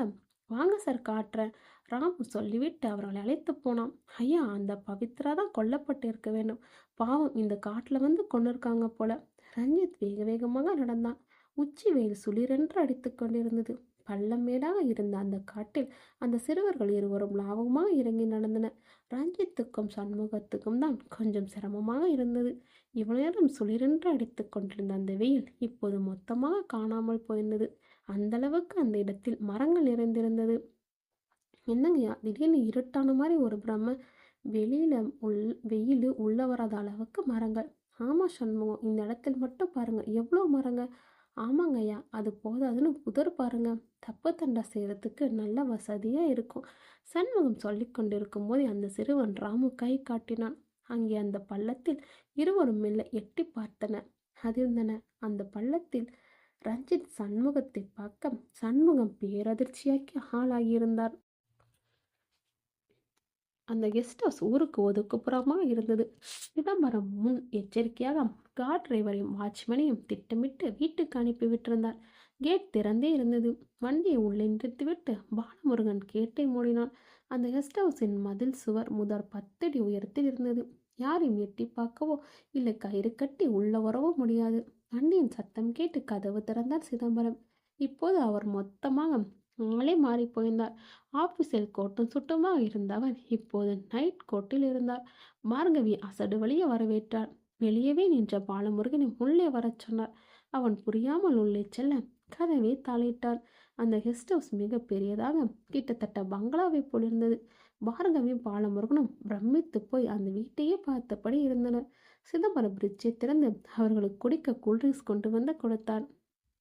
என்ன அப்படி பார்க்குறீங்க? இல்லை சார், இப்படியாப்பட்ட வீட்டையெல்லாம் நான் சினிமாவில் தான் பார்த்துருக்கேன். நிஜத்தில் பார்க்கும்போது பிரமிப்பாக இருக்குது என பாலமுருகன் சொல்ல சிதம்பரம் புன்னகைத்தார். சரி, ஜூஸ் குடிங்க. சார், எதுக்கு என்னை இங்கே கூட்டிகிட்டு வர சொன்னீங்க? பார்கவி புரியாதவளாய் நடித்தாள். காரணமாக தான் பார்கவி, உனக்கு இங்கே கொஞ்சம் வேலை இருக்குது. சிதம்பரம் சொல்லிக்கொண்டே பார்வையால் பார்கவி அளந்தார். பார்கவி அவரின் பார்வை அம்புகளை தாக்குப்பிடிக்க முடியாதவளைப் போல நடித்தாள். பாலமுருகன் புரிந்து கொண்டு, சார் நான் வெளியே இருக்கிறேன் என சொல்லிவிட்டு கிளம்பி போவனை சிதம்பரம் தடுத்தார். பாலமுருகன், நீ எங்கேயும் போக வேண்டாம், நீ இங்கேயே இரு. சார் நான் எப்படி இங்க? சிதம்பரம் புன்னகைத்தார். உனக்கும் இங்க நிறைய வேலை இருக்கு, ஒரு நிமிஷம் இரு வரேன் என சொன்னவர் அந்த அறையை நோக்கி நடந்தார். பாலமுருகன் பார்கவியை பார்க்க அவளும் அவனை புரியாமல் பார்த்து நின்றாள். உள்ளே போனவர் வரும்போது கையோடு அதை கொண்டு வந்தார். கேமரா. சார் எதுக்கு இது? சிதம்பரம் சிரித்தார். சிரித்தபடியே சிகரெட்டை பற்ற வைத்தார். இந்த கேமரா நானும் பார்கவியும் படுக்கை அறைக்கு போகிறோம், நீ உள்ளே வந்து எங்கள் 2 பேரையும் வீடியோ பிடி. அவர் அப்படி சொல்ல பாலமுருகனும் பார்கவியும் ரொம்ப பெரிதாய் திடுக்கிட்டன. தர்மன் கட்டிலில் படுத்திருந்தான். அவனுக்கு தூக்கம் வரவில்லை. கண்களை வெறுமன மூடியிருந்தான். மீனாவை எப்படியும் பழிவாங்க வேண்டும். அவளை இப்படியே உயிரோடு விட்டால் இப்படிதான் தினம் தினம் தூக்கமில்லாமல் சாக வேண்டும். அவளை கொன்றுவிட்டால் நிம்மதியாக தூக்கம் வரும். மீனாவை எப்படி கொள்வது, எங்கே வைத்து கொள்வது என யோசனையில் ஆழ்ந்தபடியே படுத்தவன் அப்படியே உறங்கி போனான். இங்கு நிம்மதியாக உறங்கி கொண்டிருந்த செல்வம் அந்த ராத்திரி வேளையில் திடுக்கிட்டு எழுந்தான். தொண்டையெல்லாம் வறண்டு போயிருந்தது. தண்ணீர் குடிக்க வேண்டும் போல் இருக்கவே கட்டிலை விட்டு சமையலுக்கு சென்று குடத்திலிருந்து தண்ணீரை சொம்பில் முன்று குடித்தான். பிறகு மீண்டும் கட்டில் வந்து அமர்ந்தான். இவள் நேரம் தூங்கிக் கொண்டிருந்த எண்ணம் விழித்து கொண்டது. முகிலனை எப்படி தீர்த்து கட்டுவது? யாருக்கும் சந்தேகம் வராத அளவுக்கு அவன் கதையை எப்படி முடிப்பது? அவனை கொன்று அந்த வீட்டுக்கு போய்விட்டால் போதும். அவன் உயிரோடு இருக்கும் வரை அந்த வீட்டில் காலடி கூட எடுத்து வைக்க விட மாட்டான். அவன் கதையை முடித்து விட வேண்டும். அப்புறம் அந்த வீட்டில் ஈஸியாக நுழைந்து விடலாம். பிறகு மாமியாரை சமயம் பார்த்து அவளோட கதையை முடிக்க வேண்டும். அப்புறம் அந்த சொத்துக்கெல்லாம் மீனா மட்டும்தான் வாரிசு. அவளிடம் நயவஞ்சமாக பேசி அந்த மொத்த சொத்தையும் தன் பேரில் மாற்றிக்கொள்ளலாம். அவளை உடனே கொல்லக்கூடாது, கொஞ்சம் நாள் விட்டு வைப்போம். தொடர்ந்து தலைகள் விழுந்தால் யாருக்காவது சந்தேகம் வந்துவிடும். அதற்கு இடம் கொடுக்கக்கூடாது. கிடைப்பது தாமதமானாலும் அது நிலையானதாக இருக்க வேண்டும். அப்போதான் அதை நிரந்தரமாக அனுபவிக்க முடியும். தாராவிடம் வாக்கு கொடுத்தபடி அவளை ராணியாக்கி கொள்ள வேண்டும். அவளை எப்போதும் போல ஊறுகாய் போலதான் தொட்டுக்கொள்ள வேண்டும். எத்தனை பேர் கைப்பட்டதோ அவள் அந்த வீட்டுக்கு ராணியா? செல்வத்துக்கு சிரிப்பு தான் வந்தது. சும்மா ஒரு பேச்சுக்கு சொன்னதை அப்படியே நம்பிவிட்டாள். ஆமா, மீனாவை கொஞ்சிவிட்டு ஒரு அழகான பெண்ணை பார்த்து கல்யாணம் பண்ணிக்கொள்வோம். அல்லது தினம் தினம் ஒரு புது பெண்ணை தொடலாம். என்னத்தான் ஒரு பெண்ணை ரொம்ப அழகானவள் என்றாலும் அவளை பிரியாணி என்றே வைத்துக்கொள்வோம். தினமும் எப்படி பிரியாணியை சாப்பிடுவது? திகட்டாதா? ஒரு நாள் பிரியாணி, ஒரு நாள் அப்பளம் பொரியலோட சாம்பார் சாதம், ஒரு நாள் தயிர் சாதம், ஒரு நாள் கறியும் களியும். இப்படி சாப்பிட்டால் தானே நன்றாக இருக்கும். ஆம், திருமணம் செய்து கொள்ளக்கூடாது. செல்வம் உறுதி செய்து விட்டான். இப்படி பல வகையாக யோசிக்கொண்டிருக்கும் அதே வேளையில் சத்தமில்லாமல் அந்த உருவம் அவன் இருக்கும் இடம் நோக்கி கத்தியோடு நெருங்கிக் கொண்டிருந்தது. முகிலன் நெருங்கினான். மொட்டை மாடி. மீனா வானத்தையே பார்த்தபடி இருந்தாள். மீனா, இப்போ யோசிச்சு என்ன பண்றது? நீ தான் எவ்வளோ சொல்லி கேட்காம அந்த பரதேசி நாயை போய் கல்யாணம் பண்ணிக்கிட்ட. அவனை பாரு, உன்னையும் என்னையுமே கொல்ல திட்டம் போட்டிருக்கான். ஆமாண்ணே, நீங்கள் சொல்லும்போது நான் நம்பலை. அந்த வீடியோ பார்த்த பிறகு தான் எனக்கு அதிர்ச்சியாச்சு. வேலைக்காரனா அவன் இந்த வீட்டுக்கு வேலைக்கு வந்திருந்தாலும் அவனை நான் எந்த அளவுக்கு உண்மையாக காதலிச்சேன். ஆனால் அவன் அதை கொஞ்சம் கூட நினச்சி பார்க்காம வேறொரு பொண்ணு கூட. நினச்சாலே அருவருப்பாக இருக்குது. அது போதாதுட்டு அவன் நம்மளே கொல்லவும் முடிவு பண்ணியிருக்கான். அண்ணன், அவன் நம்மளை கொல்றதுக்கு முன்னாடி நாம் அவனை கொல்லணும். மீனா, நீ ஒன்றும் கவலைப்படாத. நீ சொல்லிட்டல, வீடு எல்லாம் நான் பார்த்துக்கிறேன். அண்ணா, அந்த நாய் கூட இருக்கிற பொம்பளை யாரு? நாம் அவளா? அவள் ஒரு விலை மாது, பேர் தாரா. இன்னைக்கு இவன் கூட இருப்பா, நாளைக்கு வேறு யார கூடாது இருப்பா. பணம் கொடுத்தா யார் கூடவும் படுப்பான். என்னை கொன்னுட்டு அவளை கட்டிக்க பார்க்குறான். மீனா, நீ கவலை விடு, நான் தான் பார்த்துக்கிறேன்னு சொல்லிட்டேனே. திரும்ப திரும்ப அதையே நினச்சிக்கிட்டு இருக்காத, புரியுதா? சரி மீனா, நீ போய் படு, மிச்சத்தை நான் பார்த்துக்கிறேன் சொன்னவன் மீனா அனுப்பிவிட்டு அவன் மட்டும் இன்னும் மொட்டை மாடிலே ஆழ்ந்த சிந்தனையில் இருந்தான். எப்படி செல்வத்தை திட்டம் போட்டு தூக்கலாம் என்று. தூக்கு எறியப்பட்டது பவித்ராவின் செல்போன். அந்த உருவம் இப்போது பலமாக சிரித்தது. இந்த பெரிய காடும், இங்கே நீ என்னதான் சத்தம் போட்டாலும் உன்னை காப்பாற்ற யாருமே இங்கே வரப்போவதில்லை. வீணா கத்தி ஆர்ப்பாட்டம் பண்ணாத. அதே மாரி நீ கத்தி கதறி ஆர்ப்பாட்டம் பண்ணா எல்லாமே காற்றுல கலந்து இந்த செடி கொடி மரங்களுக்கு தான் கேட்கும். அந்த செடியும் கொடியும் மரங்களும் உனக்கு காப்பாற்ற வந்து விடாது. வீணா உன்னுடைய எனர்ஜியை வீணாக்காம அமைதியா வா. பவித்ரா சுற்றிலும் பார்த்தாள். எங்கு பார்த்தாலும் இருட்டு. பெரிய பெரிய மரங்கள் தான் அவள் கண்களுக்கு தெரிந்தன. இதில் கத்தினாலும் கதறினாலும் காப்பாற்ற யாரும் வரப்போவதில்லை. அந்த மர்ம மனிதன் ஆட்டோவை வேகமாக செலுத்தினான். பவித்ரா செய்வதறியாமல் படபடுக்கும் நெஞ்சோடு வியர்த்து போய் பார்த்து கொண்டிருந்தாள். அப்பொழுதுதான் குளித்துவிட்டு வெறும் துண்டோடு குளியலிலிருந்து வெளியே வந்தாள் தாரா. வெள்ளை உடம்பு. அவளை தொட வேண்டும் என்றாலும் கூட கையை நன்றாக கழுவிட்டு தான் தொட வேண்டும். கையில் இருக்கும் தூசி ஒட்டிக்கொண்டாலும் அவள் உடம்பில் அப்படியே திறமும். பச்சை நரம்புகள் கோடாக தெரியும். கௌரி புடவைக்கு மாறி கண்களுக்கு மை தீட்டியவன் நல்ல வாசலின் பவுடரை எடுத்து அப்பிக்கொண்டாள். சங்கு போல இந்த ஸ்டிக்கர் பொட்டை புடவை கேட்ட நிறத்தில் வைத்துக்கொண்டு தயாராக வாசலை பார்த்து நின்றாள். அப்போதான் வாசலில் அந்த கார் வந்து நின்றது. அதிலிருந்து அவன் இறங்கினான். கௌரி முழுக்க வியர்த்து போயிருந்தாள். மின்சாரம் இல்லாதனால் கண்ணுக்கெட்டிய தூரம் வரை பயங்கர இருட்டு. ரொம்ப சுற்றி வளைத்து ஒன்றுமில்லை. வீட்டிலிருந்து சற்று தள்ளி நடந்து இடதுபுறம் திரும்பினால் அந்த சுடுகாடு. மதில் சுவர் இல்லாத அந்த சுடுகாட்டில் உள்ளே நுழைவதற்கு பயமாக இருந்தது கௌரிக்கு. நேற்றிரவு இதே சுடுகாட்டை நினைத்து நினைத்து பயந்தவள் இன்று அதே சுடுகாட்டுக்குள் பயத்தை எங்கோ வைத்துவிட்டு துணிவுடன் நுழைந்தாள். நெஞ்சமெல்லாம் படபடுத்தது. துணிவே துணை. அவள் துணிவே துணைக்கு அழைத்து கொண்டு அந்த இருட்டில் அந்த சுடுகாட்டில் திகிலோடு நடந்தாள்.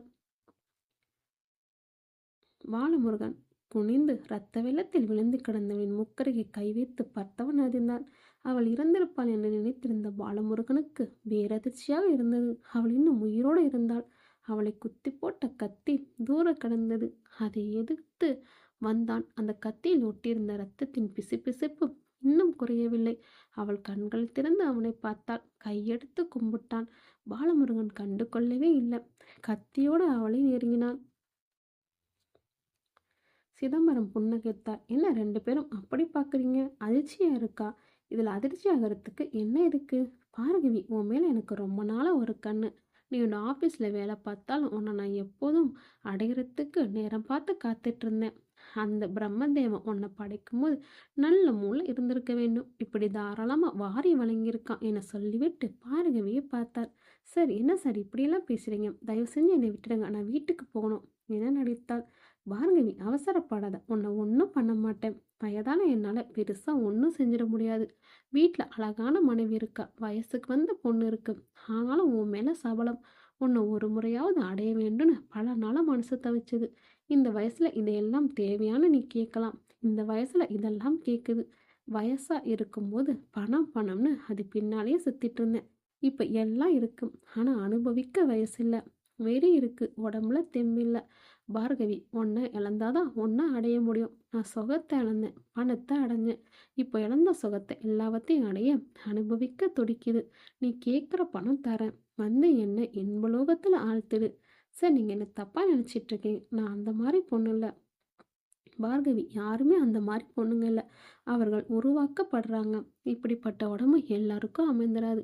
இந்த அழகான உடம்பு எனக்கு ஆண்டவன் கொடுத்த கிஃப்ட்டு. அதை அணுவா அனுபவிச்சாதான் அதுக்கு மதிப்பு. அப்படியே விட்டுடக்கூடாது. இளமை எப்போதும் இப்படியே இருக்காது. இளமை போகிறதுக்கு முன்னாடி நல்லா அனுபவிச்சிடணும். இல்லைனா என்ன மாதிரி வயசானதுக்கப்புறம் இப்படி தான் அலையணும் என சொல்லிவிட்டு பாலமுருகனை பார்த்தார் சிதம்பரம். பாலமுருகன், நீங்கள் எனக்கு ஒரு உதவி பண்ணணும். சொல்லுங்கள் சார். எங்கள் 2 பேருக்கும் நடக்கும் அந்த உறவை நீங்கள் அழகாக படம் பிடிக்கணும். சார், நானா? ஆமாம், நீங்கள் தான். எனக்கு எப்போ அதை பார்க்க தோணுதோ அப்போல்லாம் அதை போட்டு பார்த்து ரசிக்கலாம் இல்லையா? அதனால தான் நானே ஒரு மூலையில் கேமரா வச்சு எடுத்துடுவேன். ஆனால் அது ஒரு கோணத்தில் மட்டும்தான் இருக்கும். எனக்கு அதில் விருப்பம் இல்லை. விதவிதமான கோணத்தில் விதவிதமான வகையில் வேணும். நீங்கள் அருமையாக அழகழகான கோணங்களை படம் பிடிப்பீங்கன்னு எனக்கு தெரியும். இல்லை சார், எனக்கு அதெல்லாம் தெரியாது. சிதம்பரம் புன்னகைத்தான். பாலமுருகன், நீங்கள் பொய் சொல்கிறீங்க. இல்லை சார், எனக்கு ஒன்றும் தெரியாது. தெரியாதா? அப்போ இது என்ன? சிதம்பரம் தன் போனிலிருந்து அந்த வீடியோவை காட்டினார். பாலமுருகன் அதை பார்த்தவன் பெரிதாய் அதிர்ந்தான்.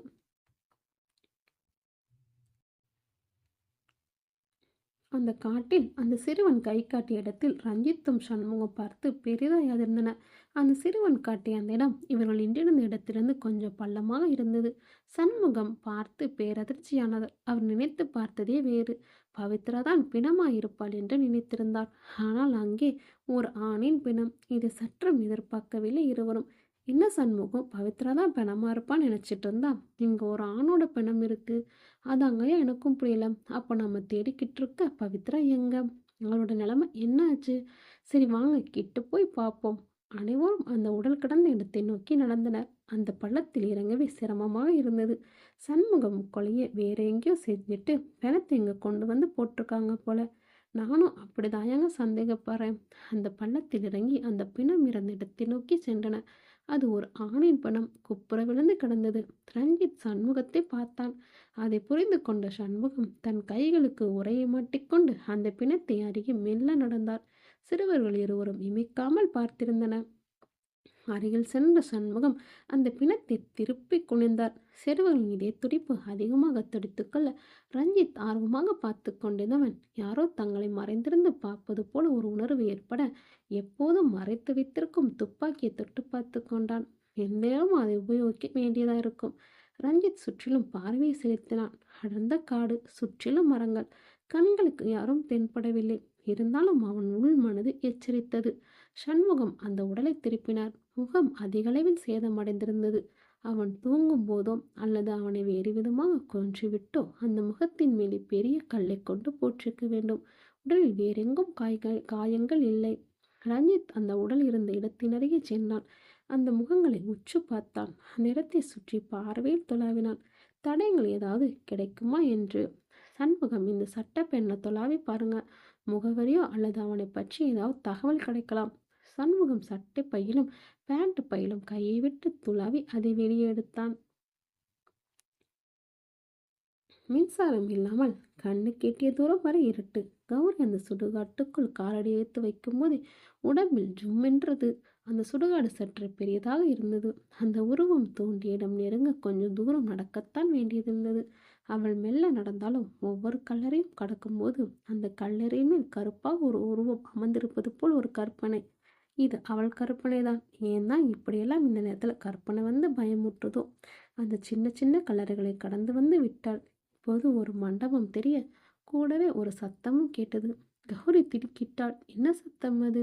ஒரு குழந்தை அழும் சத்தமாம். இந்த சுடுகாட்டில் இந்த நேரத்தில் எங்கிருந்து வந்தது? அந்த அழுக்குரலை அமைதியாக கேட்டாள். இது ஒரு குழந்தையின் அழுக்குரல் போல தெரியவில்லை.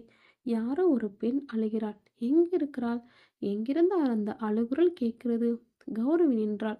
பக்கத்தில் சுற்றி தள்ளி அந்த பெரிய மண்டபம். அந்த இருட்டில் அந்த மண்டபத்தை பார்க்க கூட பயமாக இருந்தது. அவள் இதயம் தாறுமாறாக துடித்து கொள்ள வியர்வையால் முழுக்க நனைந்து போயிருந்தாள். திரும்பி பார்க்கலாமா? இவள் நேரம் இல்லாத குரலால் அவள் கொஞ்சம் தடுமாறித்தான் போனாள். இப்படி ஒரு குரலை அவள் சற்றும் எதிர்பார்க்கவில்லை. ஏதோ வந்தோமா, அந்த இடத்துல தோண்டி பார்த்தோமா, இருப்பதை அள்ளிக்கொண்டு போனோமா என்று நினைத்தவள் இப்போது புதிய தீகள் பற்றி கொள்ள அடுத்தடி எடுத்து வைக்க முடியாமல் நின்றிருந்தாள். திரும்பி பார்க்கலாமா என முடிவெடுக்க முடியாமல் தடிமாறினாள். அந்த அழுக்குரல் மீண்டும் கேட்கவே கௌரி மெல்ல திரும்பினாள். அந்த மண்டபத்தின் நடுவே ஒரு உருவம், ஒரு பிள்ளையை படுக்க போட்டு ஒரு பெண் தலைவெறிக்குளமாக அழுது கொண்டிருந்தாள்.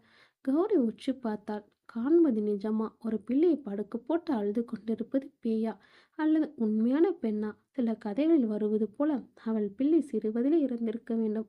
அந்த வேதனை தாங்காமல் இவளும் தற்கொலை செய்திருக்க வேண்டும். இப்பொழுது ஆவியாக அந்த பிள்ளையை படுக்க வைத்து அந்த வேதனை அழுது கொண்டிருக்காளோ? கற்பனை, கற்பனை. இது அவளுடைய கற்பனை மட்டுமே. அந்த மண்டபத்தில் பிள்ளையோடு அழுது கொண்டிருக்கும் காட்சி கூட கற்பனை இருந்தால் எவ்வளோ நன்றாக இருக்கும். நினைப்பதெல்லாம் நடந்து விடுவதில்லையே. ஆண்டவா, யார் இவர்கள்? அந்த பெண் இப்போது தன் கைகளால் மார்புக்கு அடித்து கொண்டு அழுதாள். அருகே சென்று கேட்போமா? வேண்டாம். யார் எப்படி போனோம் நமக்கு என்ன? அது பேயா இருந்தால் என்ன செய்வது? வந்து வெளியே கவனிப்போம் அல்லது வீட்டுக்கு போயிடுவோம். இவ்வளோ தூரம் துணிந்து வந்தாயிற்று. இன்னும் கொஞ்சம் தூரம் நடந்தால் அந்த இடம், அந்த பொக்கிஷம் இருக்கும் இடம் வந்துவிடும். முதலில் அதை அள்ளவோம் நினைத்தவள் சிந்தனையை சிதறவிடாமல் நேர்கொண்ட பார்வையோடு கொஞ்சம் வேகமாக நடந்தாள். பின்புறம் அந்த அழுகுரல் கேட்டுக்கொண்டே இருந்தது. நெருங்கினாள். அந்த இடத்தை நெருங்கினால் இதயம் அதிகமாக துடித்து கொண்டது. எங்கேயும் சிந்தனையை சிதறவிடாமல் வந்ததால் இது முடிந்தது. அந்த இடமும் வந்தது. அந்த பொக்கிஷம் இருக்கும் இடம் வந்தது. அந்த இடத்தின் மீது அடையாளமாக வைத்து சென்ற ஒரு பெரிய கல்லும் இருந்தது. இந்த இடம்தான், இந்த கல் தான். அப்போதான் கௌரி அந்த தவறை செய்தாள். யாரும் பார்க்கிறார்களோ என்று சுற்றுமுற்றும் பார்த்தவள் அதிர்ந்தாள். அவளுக்கு பின்புறம் அந்த உருவம் அமைதியாக நின்று கொண்டிருந்தது. மோகன் என்கிறவன் சிகரெட்டை பற்ற வைத்தான். நேரம் பார்த்தான். மணி இரவு 10. இந்த ஒரு டென்ஷனும் இல்லாமல் சிகரெட்டை முழுவதுமாக இழுத்து முடித்தான். ஆட்டோவை ஸ்டார்ட் செய்தான். அவனுக்கு வயது 30 இருக்கும். திருமணம் என்று ஒன்றை செய்து கொள்ளவில்லை. எப்போதாவது உடம்புக்கு சுக வேண்டுமென்றால் விலை மாதுவை தேடி போவான். இரவு முழுக்க இருந்துவிட்டு சில 1000 ரூபாவை திணித்துவிட்டு வருவான். மார்கழி மாதம், குளிர் எடுத்தது. உடம்புக்கு இப்போது அந்த சுகம் தேவைப்பட்டது. அவன் வழக்கமாக போகும் அந்த வீட்டை நோக்கிதான் அந்த ஆட்டோவை செலுத்தினான். அப்படி வரும் மலையில்தான் அவளை கவனித்தான். யாரோ ஒரு பெண், ஒரு அழகான பெண் பேருந்துக்காக காத்து கொண்டிருந்தாள். மோகன் ஆட்டோவின் வேகத்தை குறைத்தான். சுற்றிலும் நோட்டமிட்டான். ஆட்கள் யாரும் இல்லை. ஆட்டோவை அவள் அருகே நிறுத்தினான். என்னம்மா, எங்கே போகணும்? அவள் சொன்னாள். மோகன் சிரித்தான். நான் கூட அந்த பக்கம்தான் போகிறேன். வந்து உட்காரு. எவ்வளோ ஆகும்? காசா முக்கியம்? இவள் தான் முக்கியம். தனிமை. யாரோ குளித்து களங்கமான குட்டை சாக்கடையாக மாறிப்போன அந்த தண்ணீரில் இன்னும் எத்தனை நாளைக்கு தான் குளிப்பது? இது ஒரு அருமையான கிணற்று நீர். யாருமே புழங்காத கிணற்று நீர். இதில் இன்று குளித்து தன்னுடைய சூட்டை தணிக்கலாம். பார்க்க குடும்ப குத்துவிளக்கா தெரிகிறாள். இவளை இன்று விருந்தாக்கி கொள்வோமா என யோசித்தவன், நீ வராவிட்டாலும் நான் அந்த பக்கம்தான் போகப் போகிறேன். நீ எது கொடுக்குறியோ குடுமா. அவள் வந்து ஏறினால் போதும் என்று இருந்தது. அந்த வார்த்தை அவளை ஏதோ செய்ய சிறிதும் யோசிக்காமல் அந்த ஆட்டோவில் ஏறினாள். ஆட்டோ வேகம் எடுத்தது. தெருவில் வண்டிகள் கூட குறைவாகத்தான் இருந்தது. இவள் இந்த காட்டு வழியில் கடத்து கொண்டு போய் வேட்டையாட வேண்டும் என தீர்மானித்தவன் வண்டியை யூட்டன் செய்து அந்த காட்டு வழியில் அந்த மண் சாலையில் இறக்கினான். ஏன் இந்த பக்கம் போறீங்க? நேராதானே போகணும். பின்புறமிருந்து அவள் சொல்ல மோகன் கேட்டும் கண்டு கொள்ளவில்லை. சார், வழி மாறி போறீங்க. ஏறக்குறைய கத்தினாள். மோகன் மீண்டும் சிகரெட்டை பற்ற வைத்து புகை இழுத்து விட்டான். அவள் மீண்டும் கத்தவை திரும்பி திடுக்கிட்டான். அவள் கையில் போன் கேமராவை ஆன் செய்திருந்தாள்.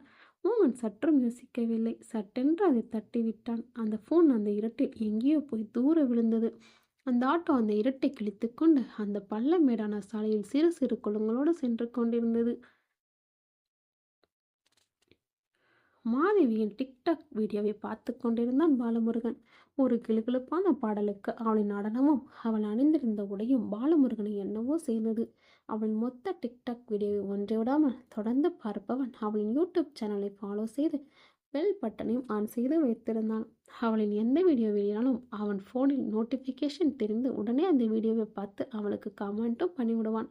பதிலுக்கு மாதவி அவனுக்கு நன்றி சொல்ல ஒரு நாளும் தவறியதில்லை.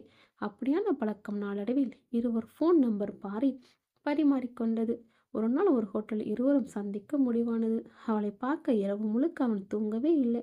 ஒரு அழகு தேவதையை சந்திக்க போகிறோம் என்கிற நினைப்பே அவனை தூங்க விடாமல் செய்தது.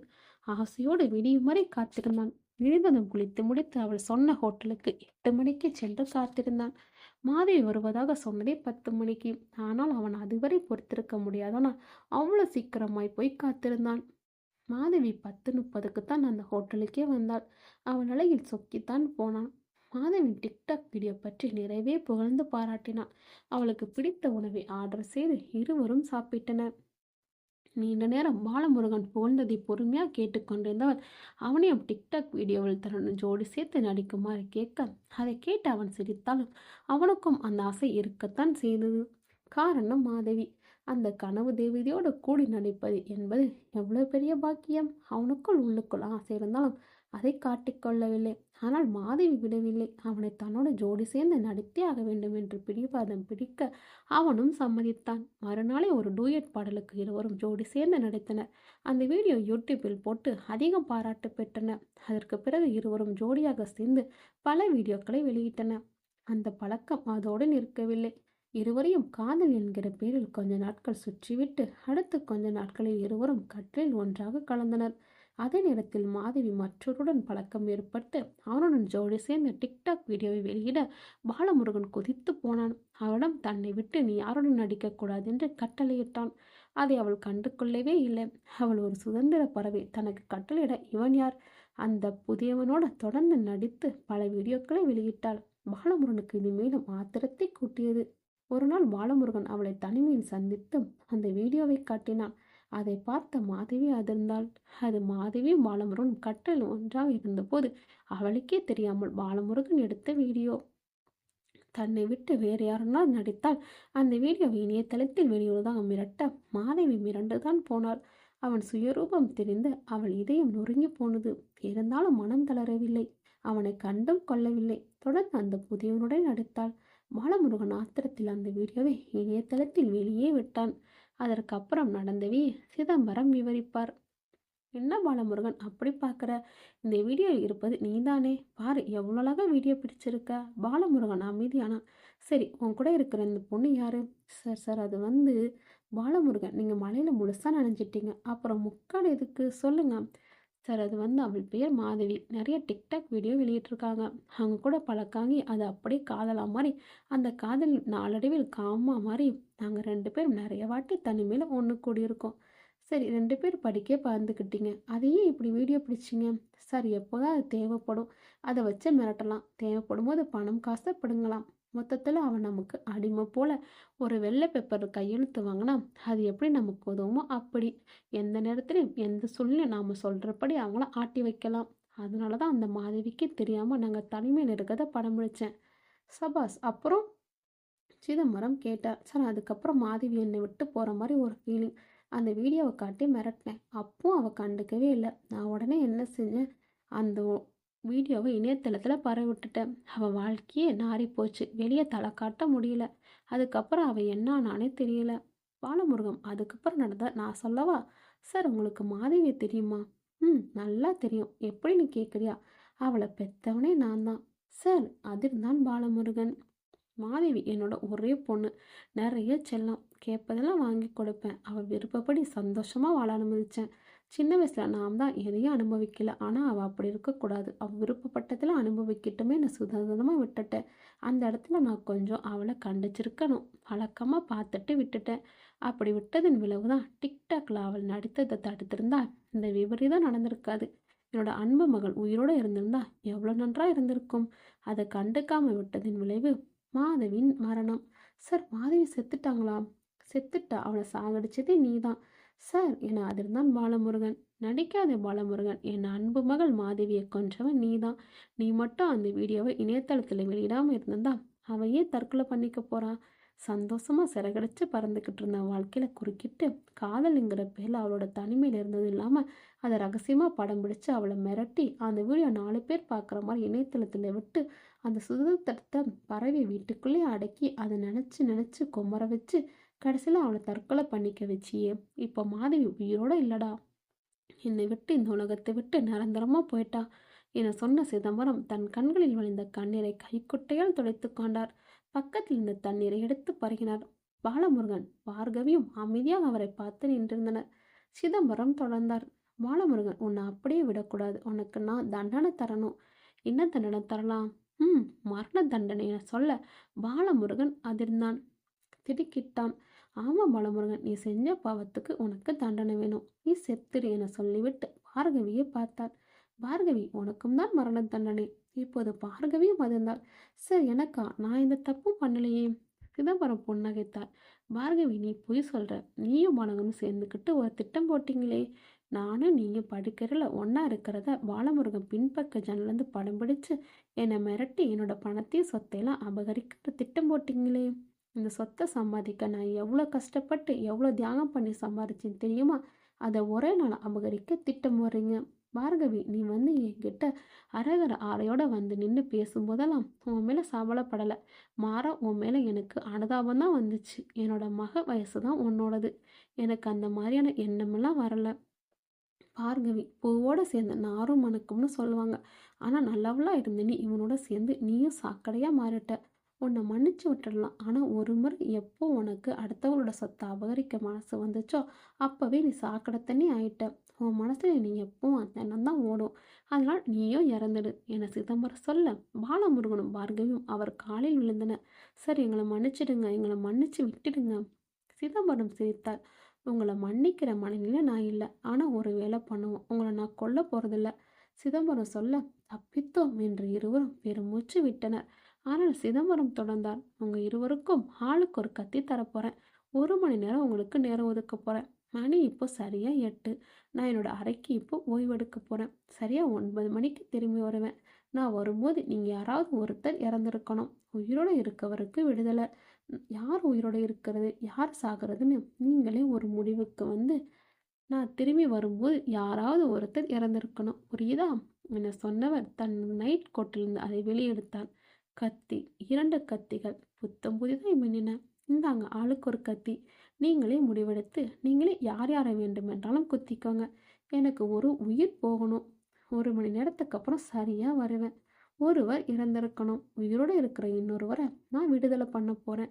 இந்தாங்க கத்தியை வாங்கிட்டு ஆரம்பிங்க. சரியா 9 மணிக்கு நான் என்னோட அறையிலிருந்து வருவேன்.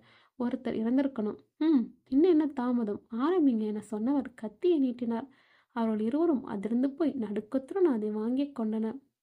சரி, நான் போய் என்னோட அறையில் ஓய்வு எடுத்துக்கிட்டு வரேன் என சொன்னவர் அவர் அறையை நோக்கி திரும்பினார். அதே நேரம் அந்த குரல் கேட்டது.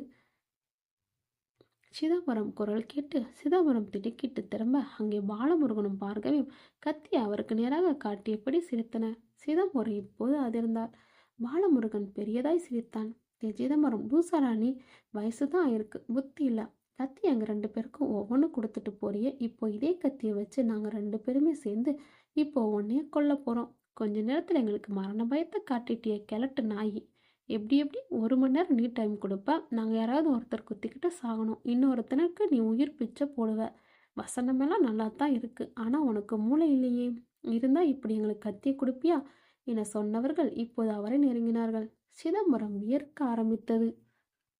என்னென்ன ஏதோ யோசனை இருக்கீங்க என மீனா கேட்க, ஏதோ சிந்தனையில் இருந்த முகிலன் குரல் கேட்டு திரும்பினான்.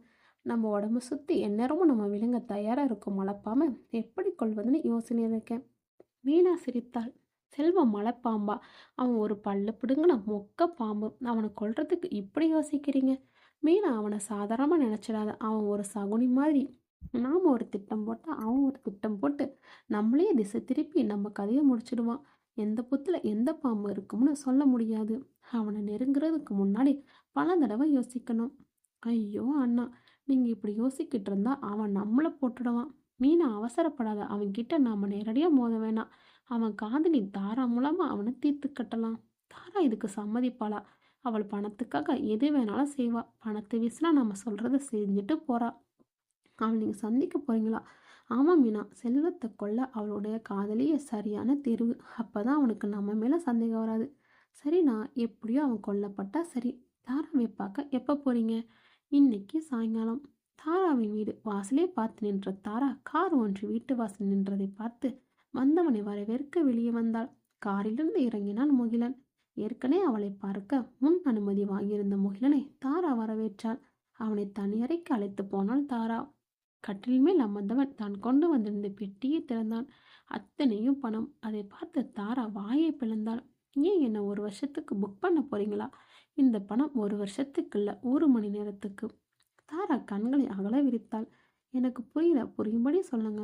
இந்த பணம் மொத்தமும் உனக்கு தான்.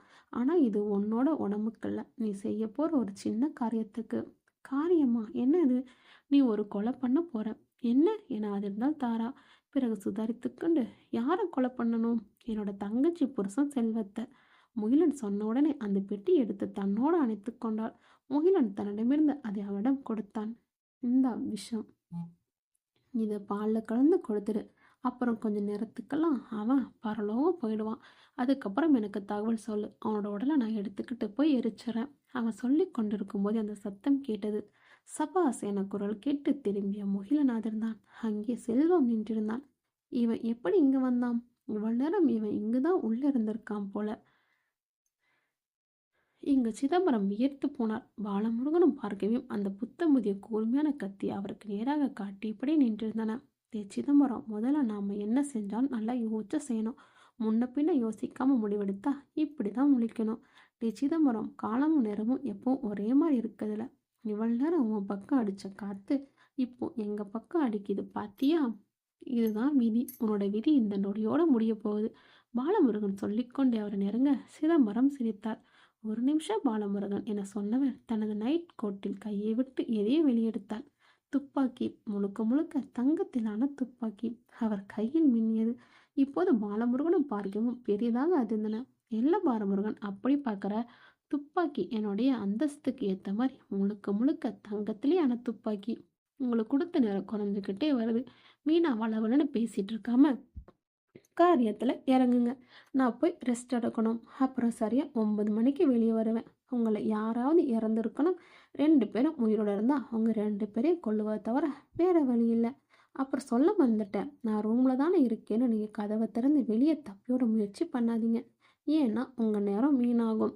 எல்லாம் வெளிநாட்டு போட்டுங்க. ரிமோட் இருந்தால் மட்டும்தான் கதவையே திறக்க முடியும். அந்த ரிமோட் கூட பாருங்கள், உங்கள் முன்னாடி தான் வச்சுட்டு போகிறேன்.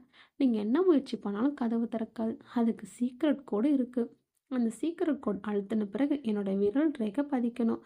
அதுக்கப்புறம் தான் கதவே திறக்கும். புரியுதா? ஆரம்பிங்க என சொன்னவர் விடுவிடுவென தன்னோட அறையை நோக்கி புறப்பட்டார். உள்ளே போனவர் கதவை தாளிட்டு கொண்டார்.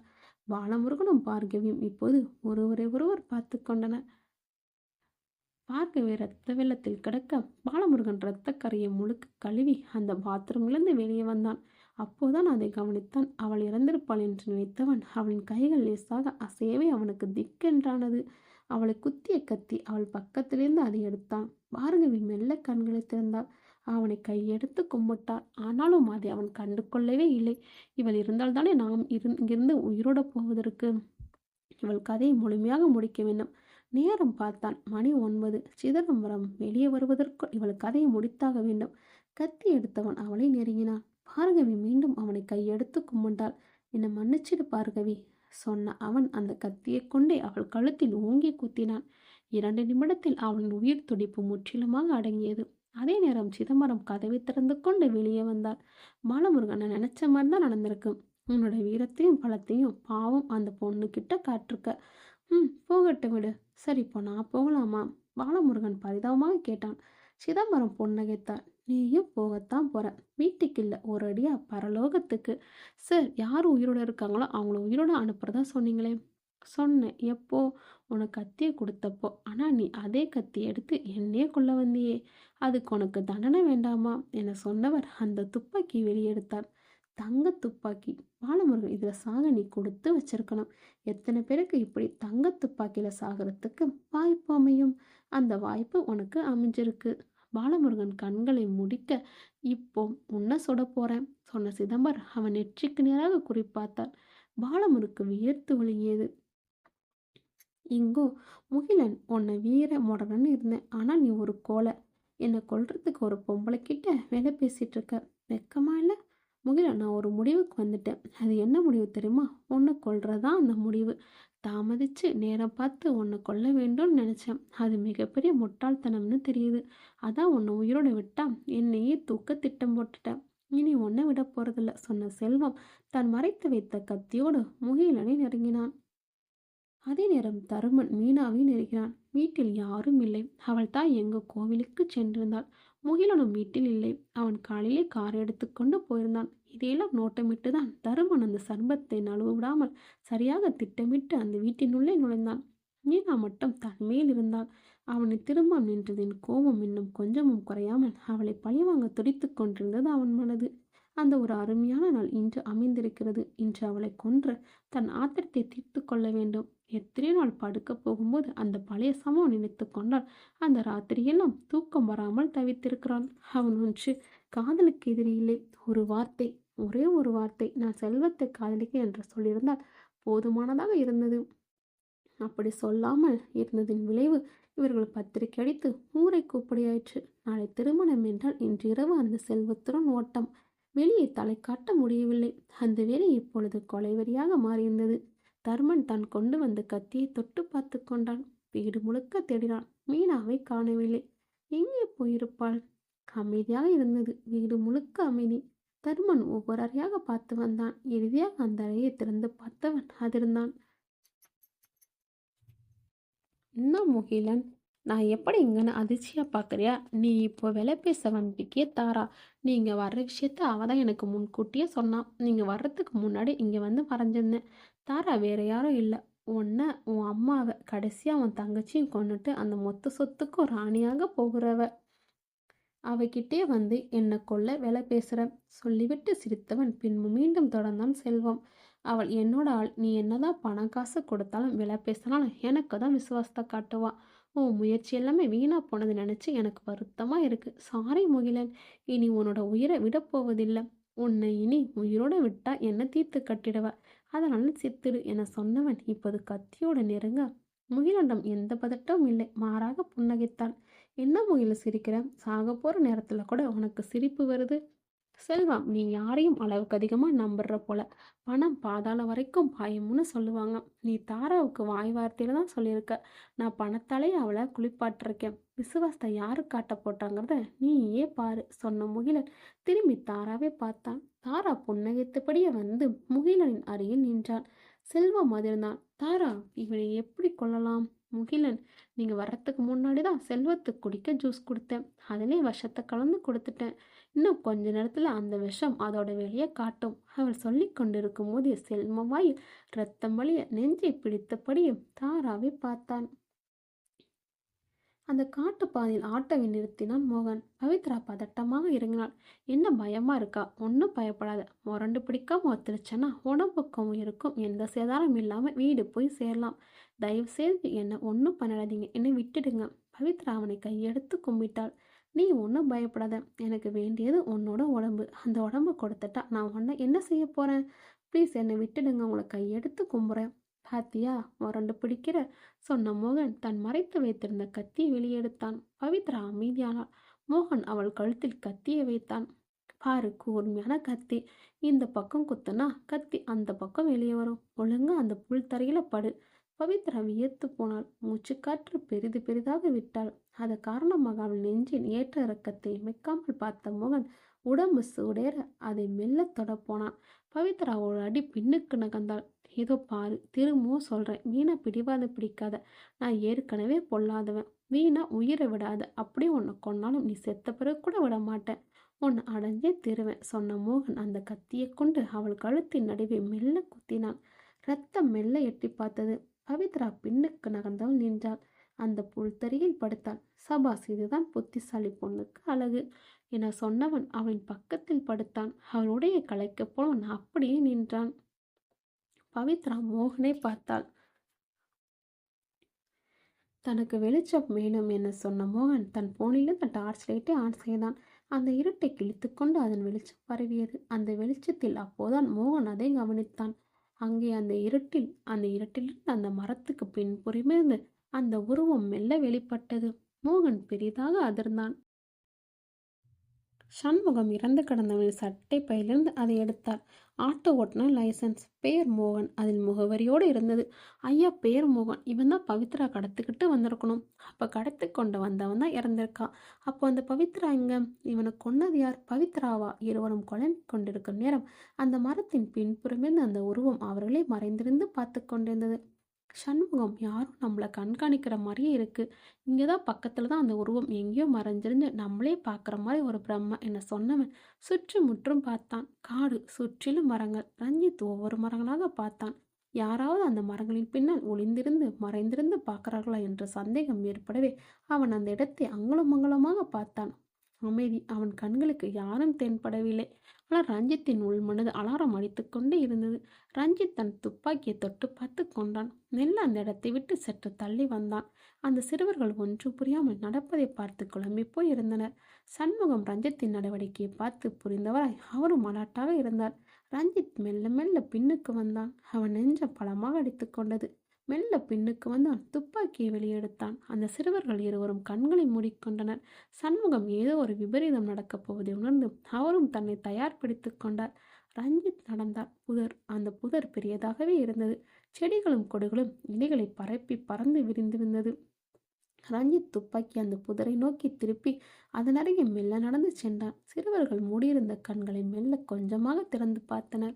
ரஞ்சித் அந்த புதரின் அருகே சென்று தன் துப்பாக்கியால் அந்த புதரை விலக்கி அதன் வழியாக அந்த புதரில் பார்த்தான். திடுக்கிட்டான். பெரியதாக திடுக்கிட்டான்.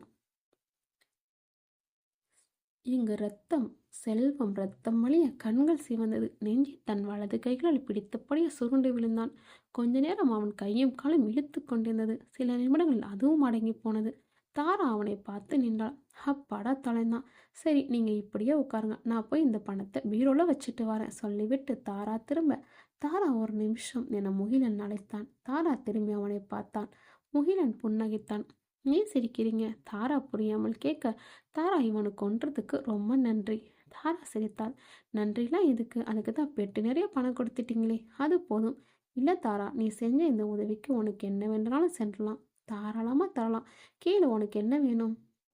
நீங்கள் இப்படி கேட்குறது சந்தோஷமாக இருக்குது. நான் செய்கிற இந்த காரணத்துக்கு நீங்கள் கொடுத்த பணமே அதிகம். இல்லை தாரா, உனக்கு வேறு ஏதாவது கொடுக்க வேணும், என்னோட மனசு சொல்லுது. நீங்கள் இவ்வளோ வற்புறுத்தி கேட்பதா? உங்களுக்கு என்ன விருப்பமோ கொடுங்க. என்ன கொடுக்கலாம்? யோசனை. உனக்கு உனக்கு இந்த உலகத்துலேருந்து விடுதலை கொடுக்க போகிறேன். தாரா அவனை புரியாமல் பார்க்க, என்ன தாரா அப்படி பார்க்குற? புரியலையா? நான் உன்னை கொல்ல போகிறேன். இப்போது தாரா பெரியதாக அதிர்ந்தாள். இங்கே பாலமுருகனுக்கு வியர்த்து போய்ந்தது. மரண பயம் அவன் கண்களை திறந்தது. 2 கைகளையும் தூக்கி மண்டியிட்டு அமர்ந்திருந்தான். அவன் வேர்வை துளிகள் அவன் உடம்பிலிருந்து ஒழுகி தரையில் பட்டு கொண்டிருந்தது. சிதம்பரம் தன் துப்பாக்கியை பஞ்சு போன்று மிருதுவான துணியில் துடைத்து கொண்டே அவனை பார்த்தார். பிறகு விலை உயர்ந்த சிகரெட்டை எடுத்து பற்ற வைத்து கொண்டார். புகையை இழுத்து விட்டபடியே, என்ன பாலமுருகன், பயமா இருக்குதா? பயமா இருக்கத்தானே செய்யும். பாலமுருகன், மரண பயம் நான் சினிமாவில் சொல்ல பார்த்துருக்கேன். அந்த பயத்தை இன்னைக்கு தான் உன்கிட்ட நிஜமாக பார்க்குறேன். உன் கண்களில் தெரியுதே, இதுதான் மரண பயமா? உன் கண் விழி இரண்டும் எப்படி துடிக்குது? பாலமுருகன், இந்த பயமும் இந்த துடிப்பும் கொஞ்ச நேரம்தான். அப்புறம் இந்த துப்பாக்கியில் இருக்கிற தோட்டா உன் உடம்புல இறங்குச்சுன்னா சில நொடியிலே உன் உடம்புல இருக்கிற உயிர் பறந்து போயிடும். வீணாக சாக போகிற நேரத்தில் நான் வளவலன்னு உன்கிட்ட பேசிகிட்டு இருக்கேன் என சொன்னவர் வாயிலிருந்த சிகரெட்டை எடுக்க, தன் துப்பாக்கியை மடிமேல் வைக்க போனவர் அந்த நொடி அவர் கையில் இருந்த துப்பாக்கி நழுவி தரையில் விழுந்து நகர்ந்து அது சரியாக பாலமுருகன் அருகில் சென்றது. 2 கைகளையும் உயர்த்து மண்டியிட்டு அமர்ந்த பாலமுருகன் அந்த அருமையான சந்தர்ப்பத்தை அழகாக பயன்படுத்தி கொள்ள அந்த துப்பாக்கியை தாவி எடுத்தான். பாலமுருகன் கையில் இப்போது துப்பாக்கி, தங்க துப்பாக்கி. பாலமுருகன் இப்போது பலமாக சிரித்தான். அடுத்த நொடி அந்த துப்பாக்கி, அந்த தங்க துப்பாக்கி இப்போது சிதம்பரத்தை பார்த்து குறிவைத்தது. இங்கு தாரா பலமாக அதிர்ந்தாள். முகிலன் கையில் புத்தம்புது கத்தி. என்ன தாரா அப்படி பார்க்குற? உன்னை கொல்றது என்னோட திட்டம் இல்லை. ஆனால் உன்னை உயிரோட விட்டா இன்னும் நிறைய குடும்பங்களோட வாழ்க்கையை கெடுப்பேன். செல்வம் நல்லவன் தான். என்னோட தங்கச்சியை கட்டிக்கிட்டு சந்தோஷமாக குடும்பம் நடத்திக்கிட்டு நல்லவனாக தான் இருந்தான். என்னைக்கு அவனோட வாழ்க்கையில் நீ குறுக்க வந்தியோ அன்னைக்கு அவனும் கெட்டவனாயிட்டான். இப்போ அவன் உயிரோட இல்லை.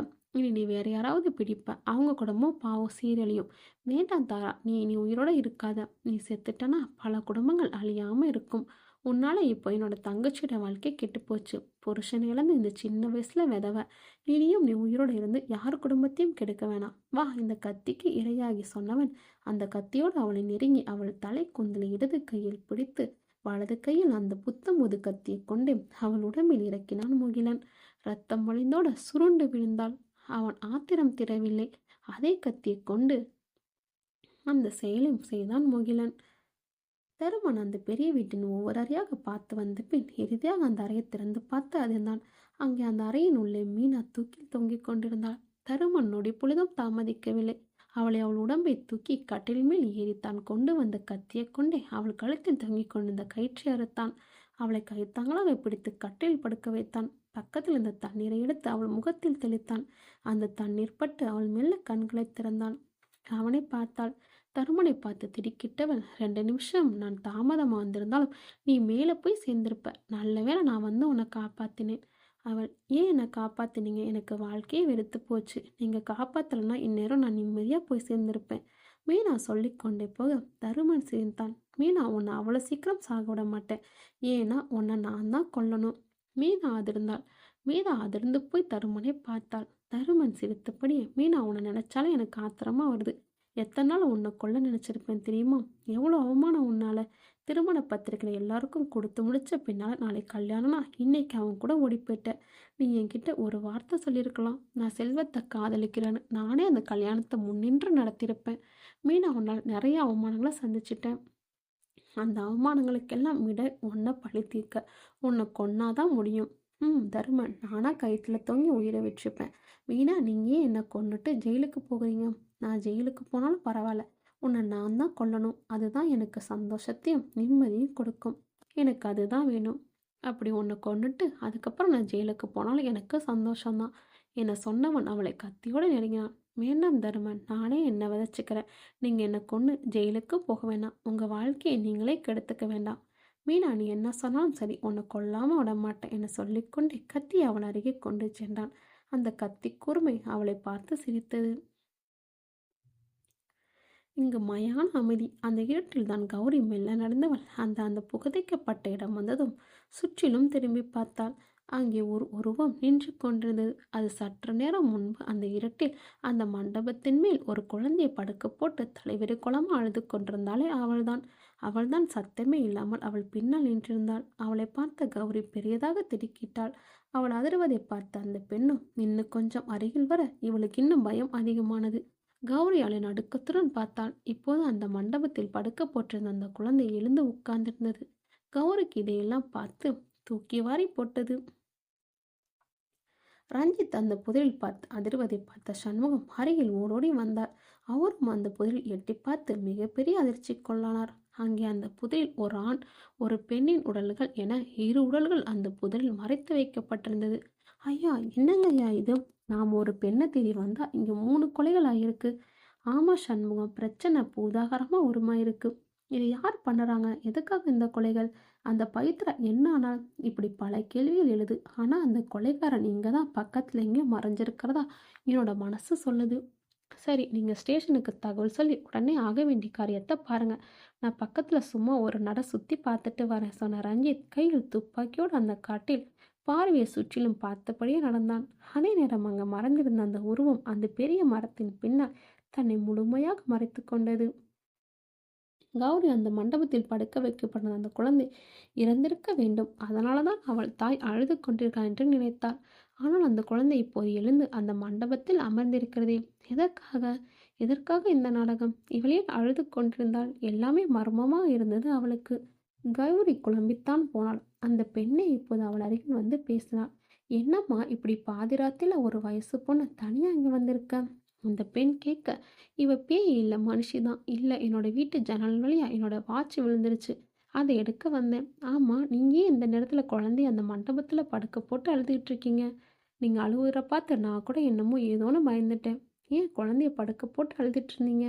அந்த பெண்ணின் கண்கள் கண்ணீர் கொட்டியதும் தன் சேலை முந்தானில் துடைத்தபடி, எனக்கு கல்யாணமாகி பல வருஷம் குழந்தையே இல்லாமல் அந்த குழந்தை பிறந்துச்சு. இப்போதான் மெல்ல நடக்க தொடங்கியிருக்கான்.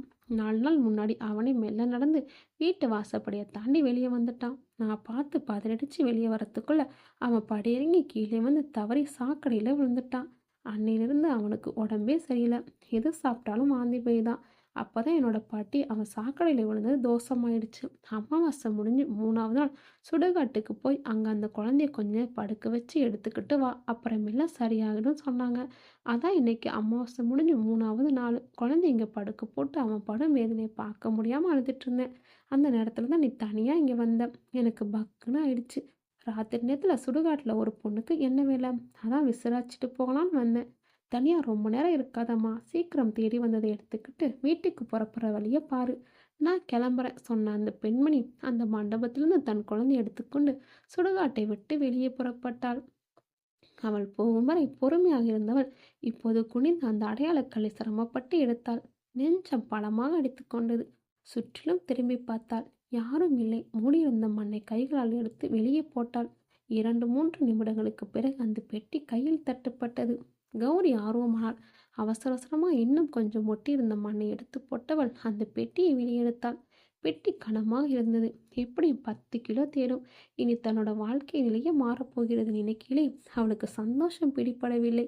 அந்த பெட்டியை இப்போதே இங்கே திறந்து பார்க்க வேண்டும் போலிருந்தது. திறந்து பார்க்கலாமா? வேண்டாம், வீட்டுக்கு எடுத்துட்டு போய் பார்க்க, அங்கே வச்சு நிம்மதியாக நிதானமாக திறந்து பார்ப்போம். அவளுக்கு அவளை பதில் சொல்லி கொண்டாலும் ஆர்வம் யாரை விட்டது? அந்த ஆர்வம் தாங்காமல் அந்த பெட்டியை அங்கே திறந்து பார்க்க முடிவெடுத்தாள் கௌரி. அந்த பெட்டியை திறந்து பார்த்தா பெரிதாக அதிர்ந்தாள். அந்த பெட்டியின் உள்ளே அந்த கூர்மையான கத்தியை கொண்டு மீனாவின் வயிற்று இறக்கப் போன தருமன் நிறுத்தினான். மீனா கண்களை மூடியிருந்தவள் இன்னும் கத்தி குத்து தனக்கு விழாமல் போகவே மெல்ல கண்களை திறந்தாள். இன்னும் அந்த கத்தி அவளை குறிப்பார்த்து கொண்டுதான் இருந்தது. மீனா பார்வையை திருப்பி தருமனை பார்த்தாள். அவன் கண்களில் இன்னும் கோபம் தணியவில்லை. மீனா ஒரு சந்தேகம் அப்பவே கேட்கணும்னு நினைச்சேன். ஆமா, நீ ஏன் தற்கொலை பண்ணிக்க போன? வாழ்க்கையே வெறுத்து போச்சு. இனி வாழ்ந்து என்ன பிரயோஜனம்? ஏன் என்னாச்சு? கொஞ்ச நேரம் முன்னாடி தான் எங்க அண்ணன் ஃபோன் பண்ணினாரு. என்னோட கணவனை கொன்னுட்டாராம். என்னோட புருஷன் செத்ததுக்கு ஒரு புறம் சந்தோஷம்தான். ஏன்னா இந்த சொத்துக்கு ஆசைப்பட்டு ஒரு விலை மாது கூட கூட்டு சேர்ந்துக்கிட்டு என்னையும் எங்க அண்ணனையும் என்னோட தாயும் கொல்ல துணிஞ்சுட்டான். என்னோட புருஷன் கொல்லப்பட்டானா நான் அவன்கிட்ட கொல்லப்படணும். காதலுங்கிற பேர்ல அவன் நடத்திய நாடகம் கலைஞ்சு போச்சு. எல்லாரோட எதிர்ப்பையும் மீறி அந்தஸ்து கூட பார்க்காம ஒரு வீட்டு வேலைக்காரனை ஓடி போய் கல்யாணம் பண்ணிக்கிட்டேன். அவன் என்னை விருப்பமா என்னோட சொத்தை அடையலே குறியா இருந்தான்.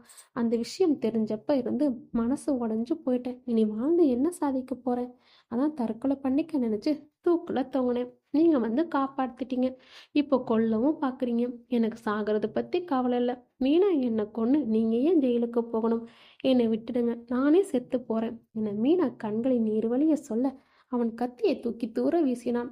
மீனாவின் கன்னங்களில் விழுந்த கண்ணீரை தன் கைகளால் துடைத்து விட்டான். என்னை மன்னிச்சிடு மீனா, நீ இவ்வளோ மனசு உடஞ்சி போயிருப்பான்னு நான் கொஞ்சம் கூட நினச்சி பார்க்கல. பழைய பகையை மனசில் வச்சுக்கிட்டு நான் உன்கிட்ட மிருகமாக நடந்துக்கிட்டேன். ஆனால் நீ எந்த அளவுக்கு நொந்து போயிருக்கிறேன்னு நீ சொன்னதுக்கு அப்புறம் தான் எனக்கு தெரியுது. மீனா, எனக்கு ஒரு சத்தியம் பண்ணி கொடு. நீ இனிமேல் இந்த மாதிரி தற்கொலை பண்ணிக்க முயற்சிக்க மாட்டேன்னு. இல்லை தருமன், இந்த மனவழியில என்னால் நிச்சயம் உயிர் வாழ முடியாது. என்னை சுற்றிலும் பொய்யர்களும் சூழ்ச்சியர்களும் தான் இருக்காங்க. இவங்க மத்தியில் என்னால் வாழ முடியாது. மரணம் ஒன்று தான் இதுக்கு சரியான வழி. அப்படி சொல்லாத மீனா, நீ நினைக்கிறது தப்பு. உனக்காக இன்னும் ஒன்று விரும்புகிற ஒரு ஜீவன் இருக்கு. என்ன விரும்புகிற ஜீவனா? யார் அது? நான் தான். மீனா அவனை ஏறெடுத்து பார்த்தாள். என்னை மன்னிச்சிடு மீனா, இந்த நேரத்தில் இதை சொல்ல எனக்கு சங்கடமாக தான் இருக்கு. இருந்தாலும் வேற வழியில் நான் ஒன்று விரும்புகிறேன். எனக்குன்னு நமக்குள்ள நிச்சயமாச்சோ அப்போவே நீ எனக்கு மனைவி ஆயிட்ட மாதிரி தான் நான் உன்னை நினச்சி வாழ்ந்துட்டு இருந்தேன். பல பெண்கள் வீட்டில் பார்த்தோம், அவங்கள கட்டிக்க என்னோட மனசு இடம் தரல. ஏன்னா மனசு முழுக்க நீ தான் நிறைஞ்சிருந்த. தருமா, நீங்கள் சொல்கிறது உண்மையா? சத்தியமா நடந்ததை கெட்ட கனமா மறந்து விடு.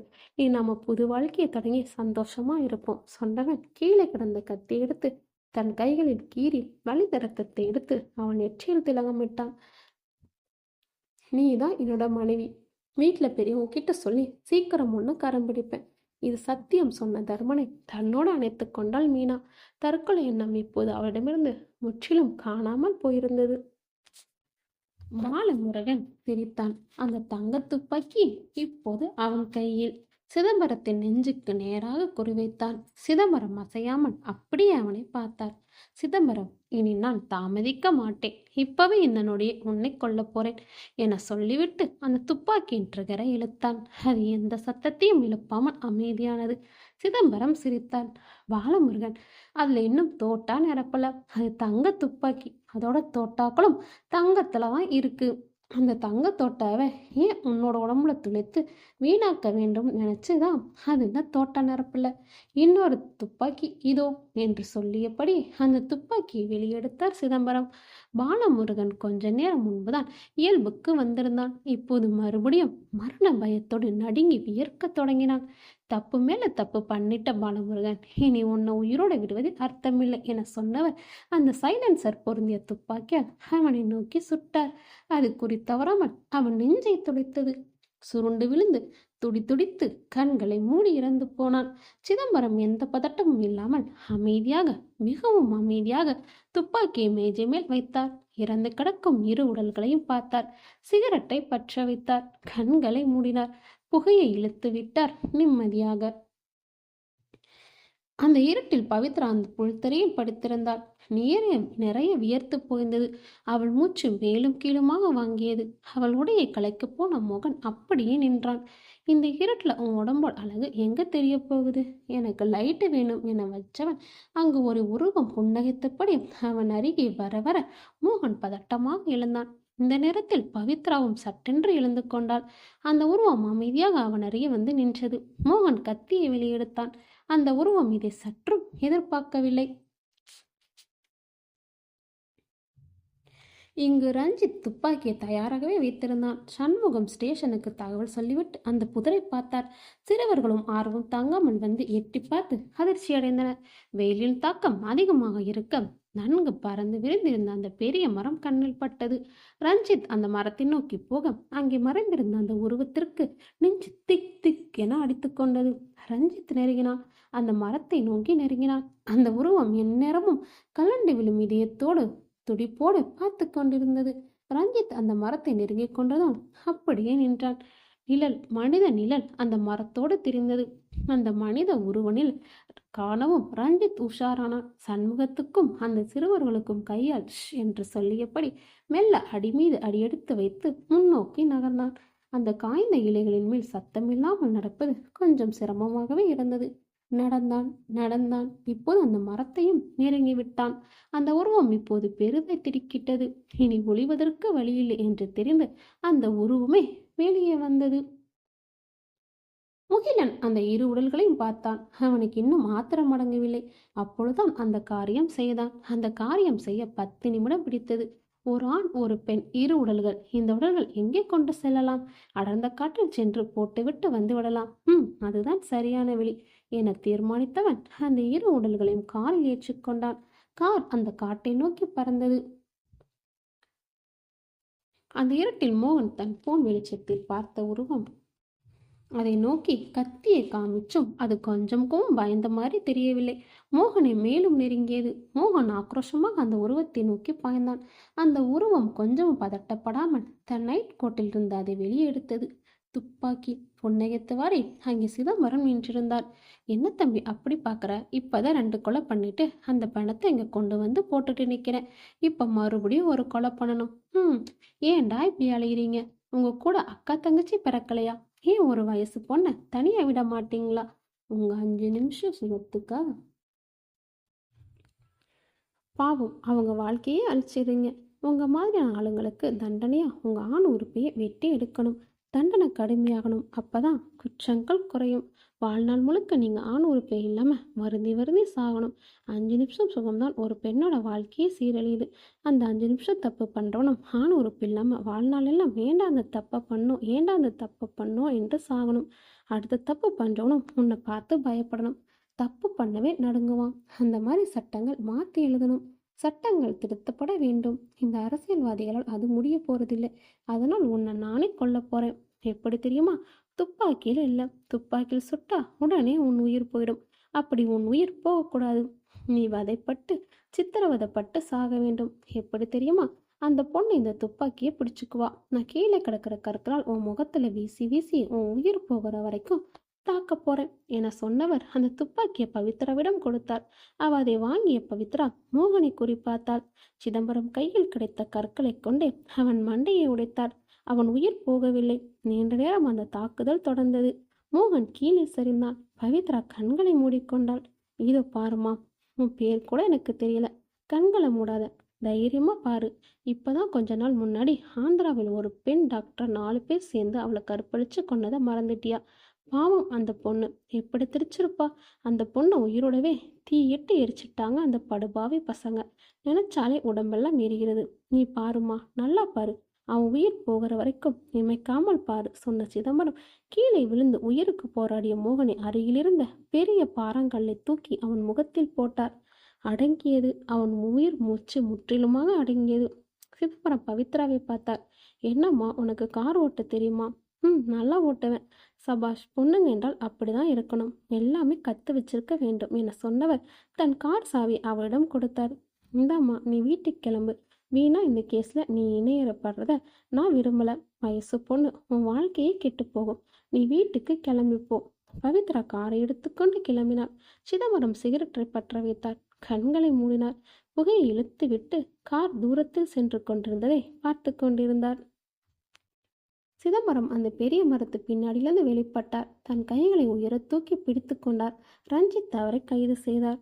முகிலன் அந்த இரு உடல்களின் தலையை வெட்டி ஒரு பெட்டியில் போட்டு வழியில் தெரிந்த அந்த சுடுகாட்டில் அந்த கல்லறையில் பள்ளம் தோண்டி சுற்றுமுற்றும் பார்த்தான். புதைத்தான். வேக வேகமாக உடலை காட்டில் கொண்டு போகும் வழியில் ரோந்து போலீசிடம் பிடிபட்டு அவர்கள் வண்டியை சோதனையிட இப்போது முகிலன் காவல் நிலையத்தில் இருந்தான். விடிந்தது. கௌரி குளிர்ஜுரம் வந்து படுத்து கிடந்தாள். அந்த சுடுகாட்டில் பேச்சு குரல் கேட்டு கௌரி எழ முடியாமல் எழுந்து நடுக்கத்துடன் ஜன்னல் வழியாக அந்த சுடுகாட்டை எட்டி பார்த்தாள். அங்கே முகிலன் போலீசாரிடம் தான் மறைத்த அந்த தலைகள் இருந்த பெட்டியை எங்கு மறைத்து வைத்தான் என்பதை அடையாளம் காட்டிக்கொண்டிருந்தார். நன்றி. இந்த ஸ்டோரி பிடிச்சிருந்தா லைக் பண்ணுங்கள். இதே மாதிரி டிஃப்ரெண்டான ஸ்டோரி பார்க்கணும் நம்ம வாட்ஸ்அப் கேலக்ஸியை சப்ஸ்கிரைப் பண்ணி ஃபாலோ பண்ணுங்கள். பாய்.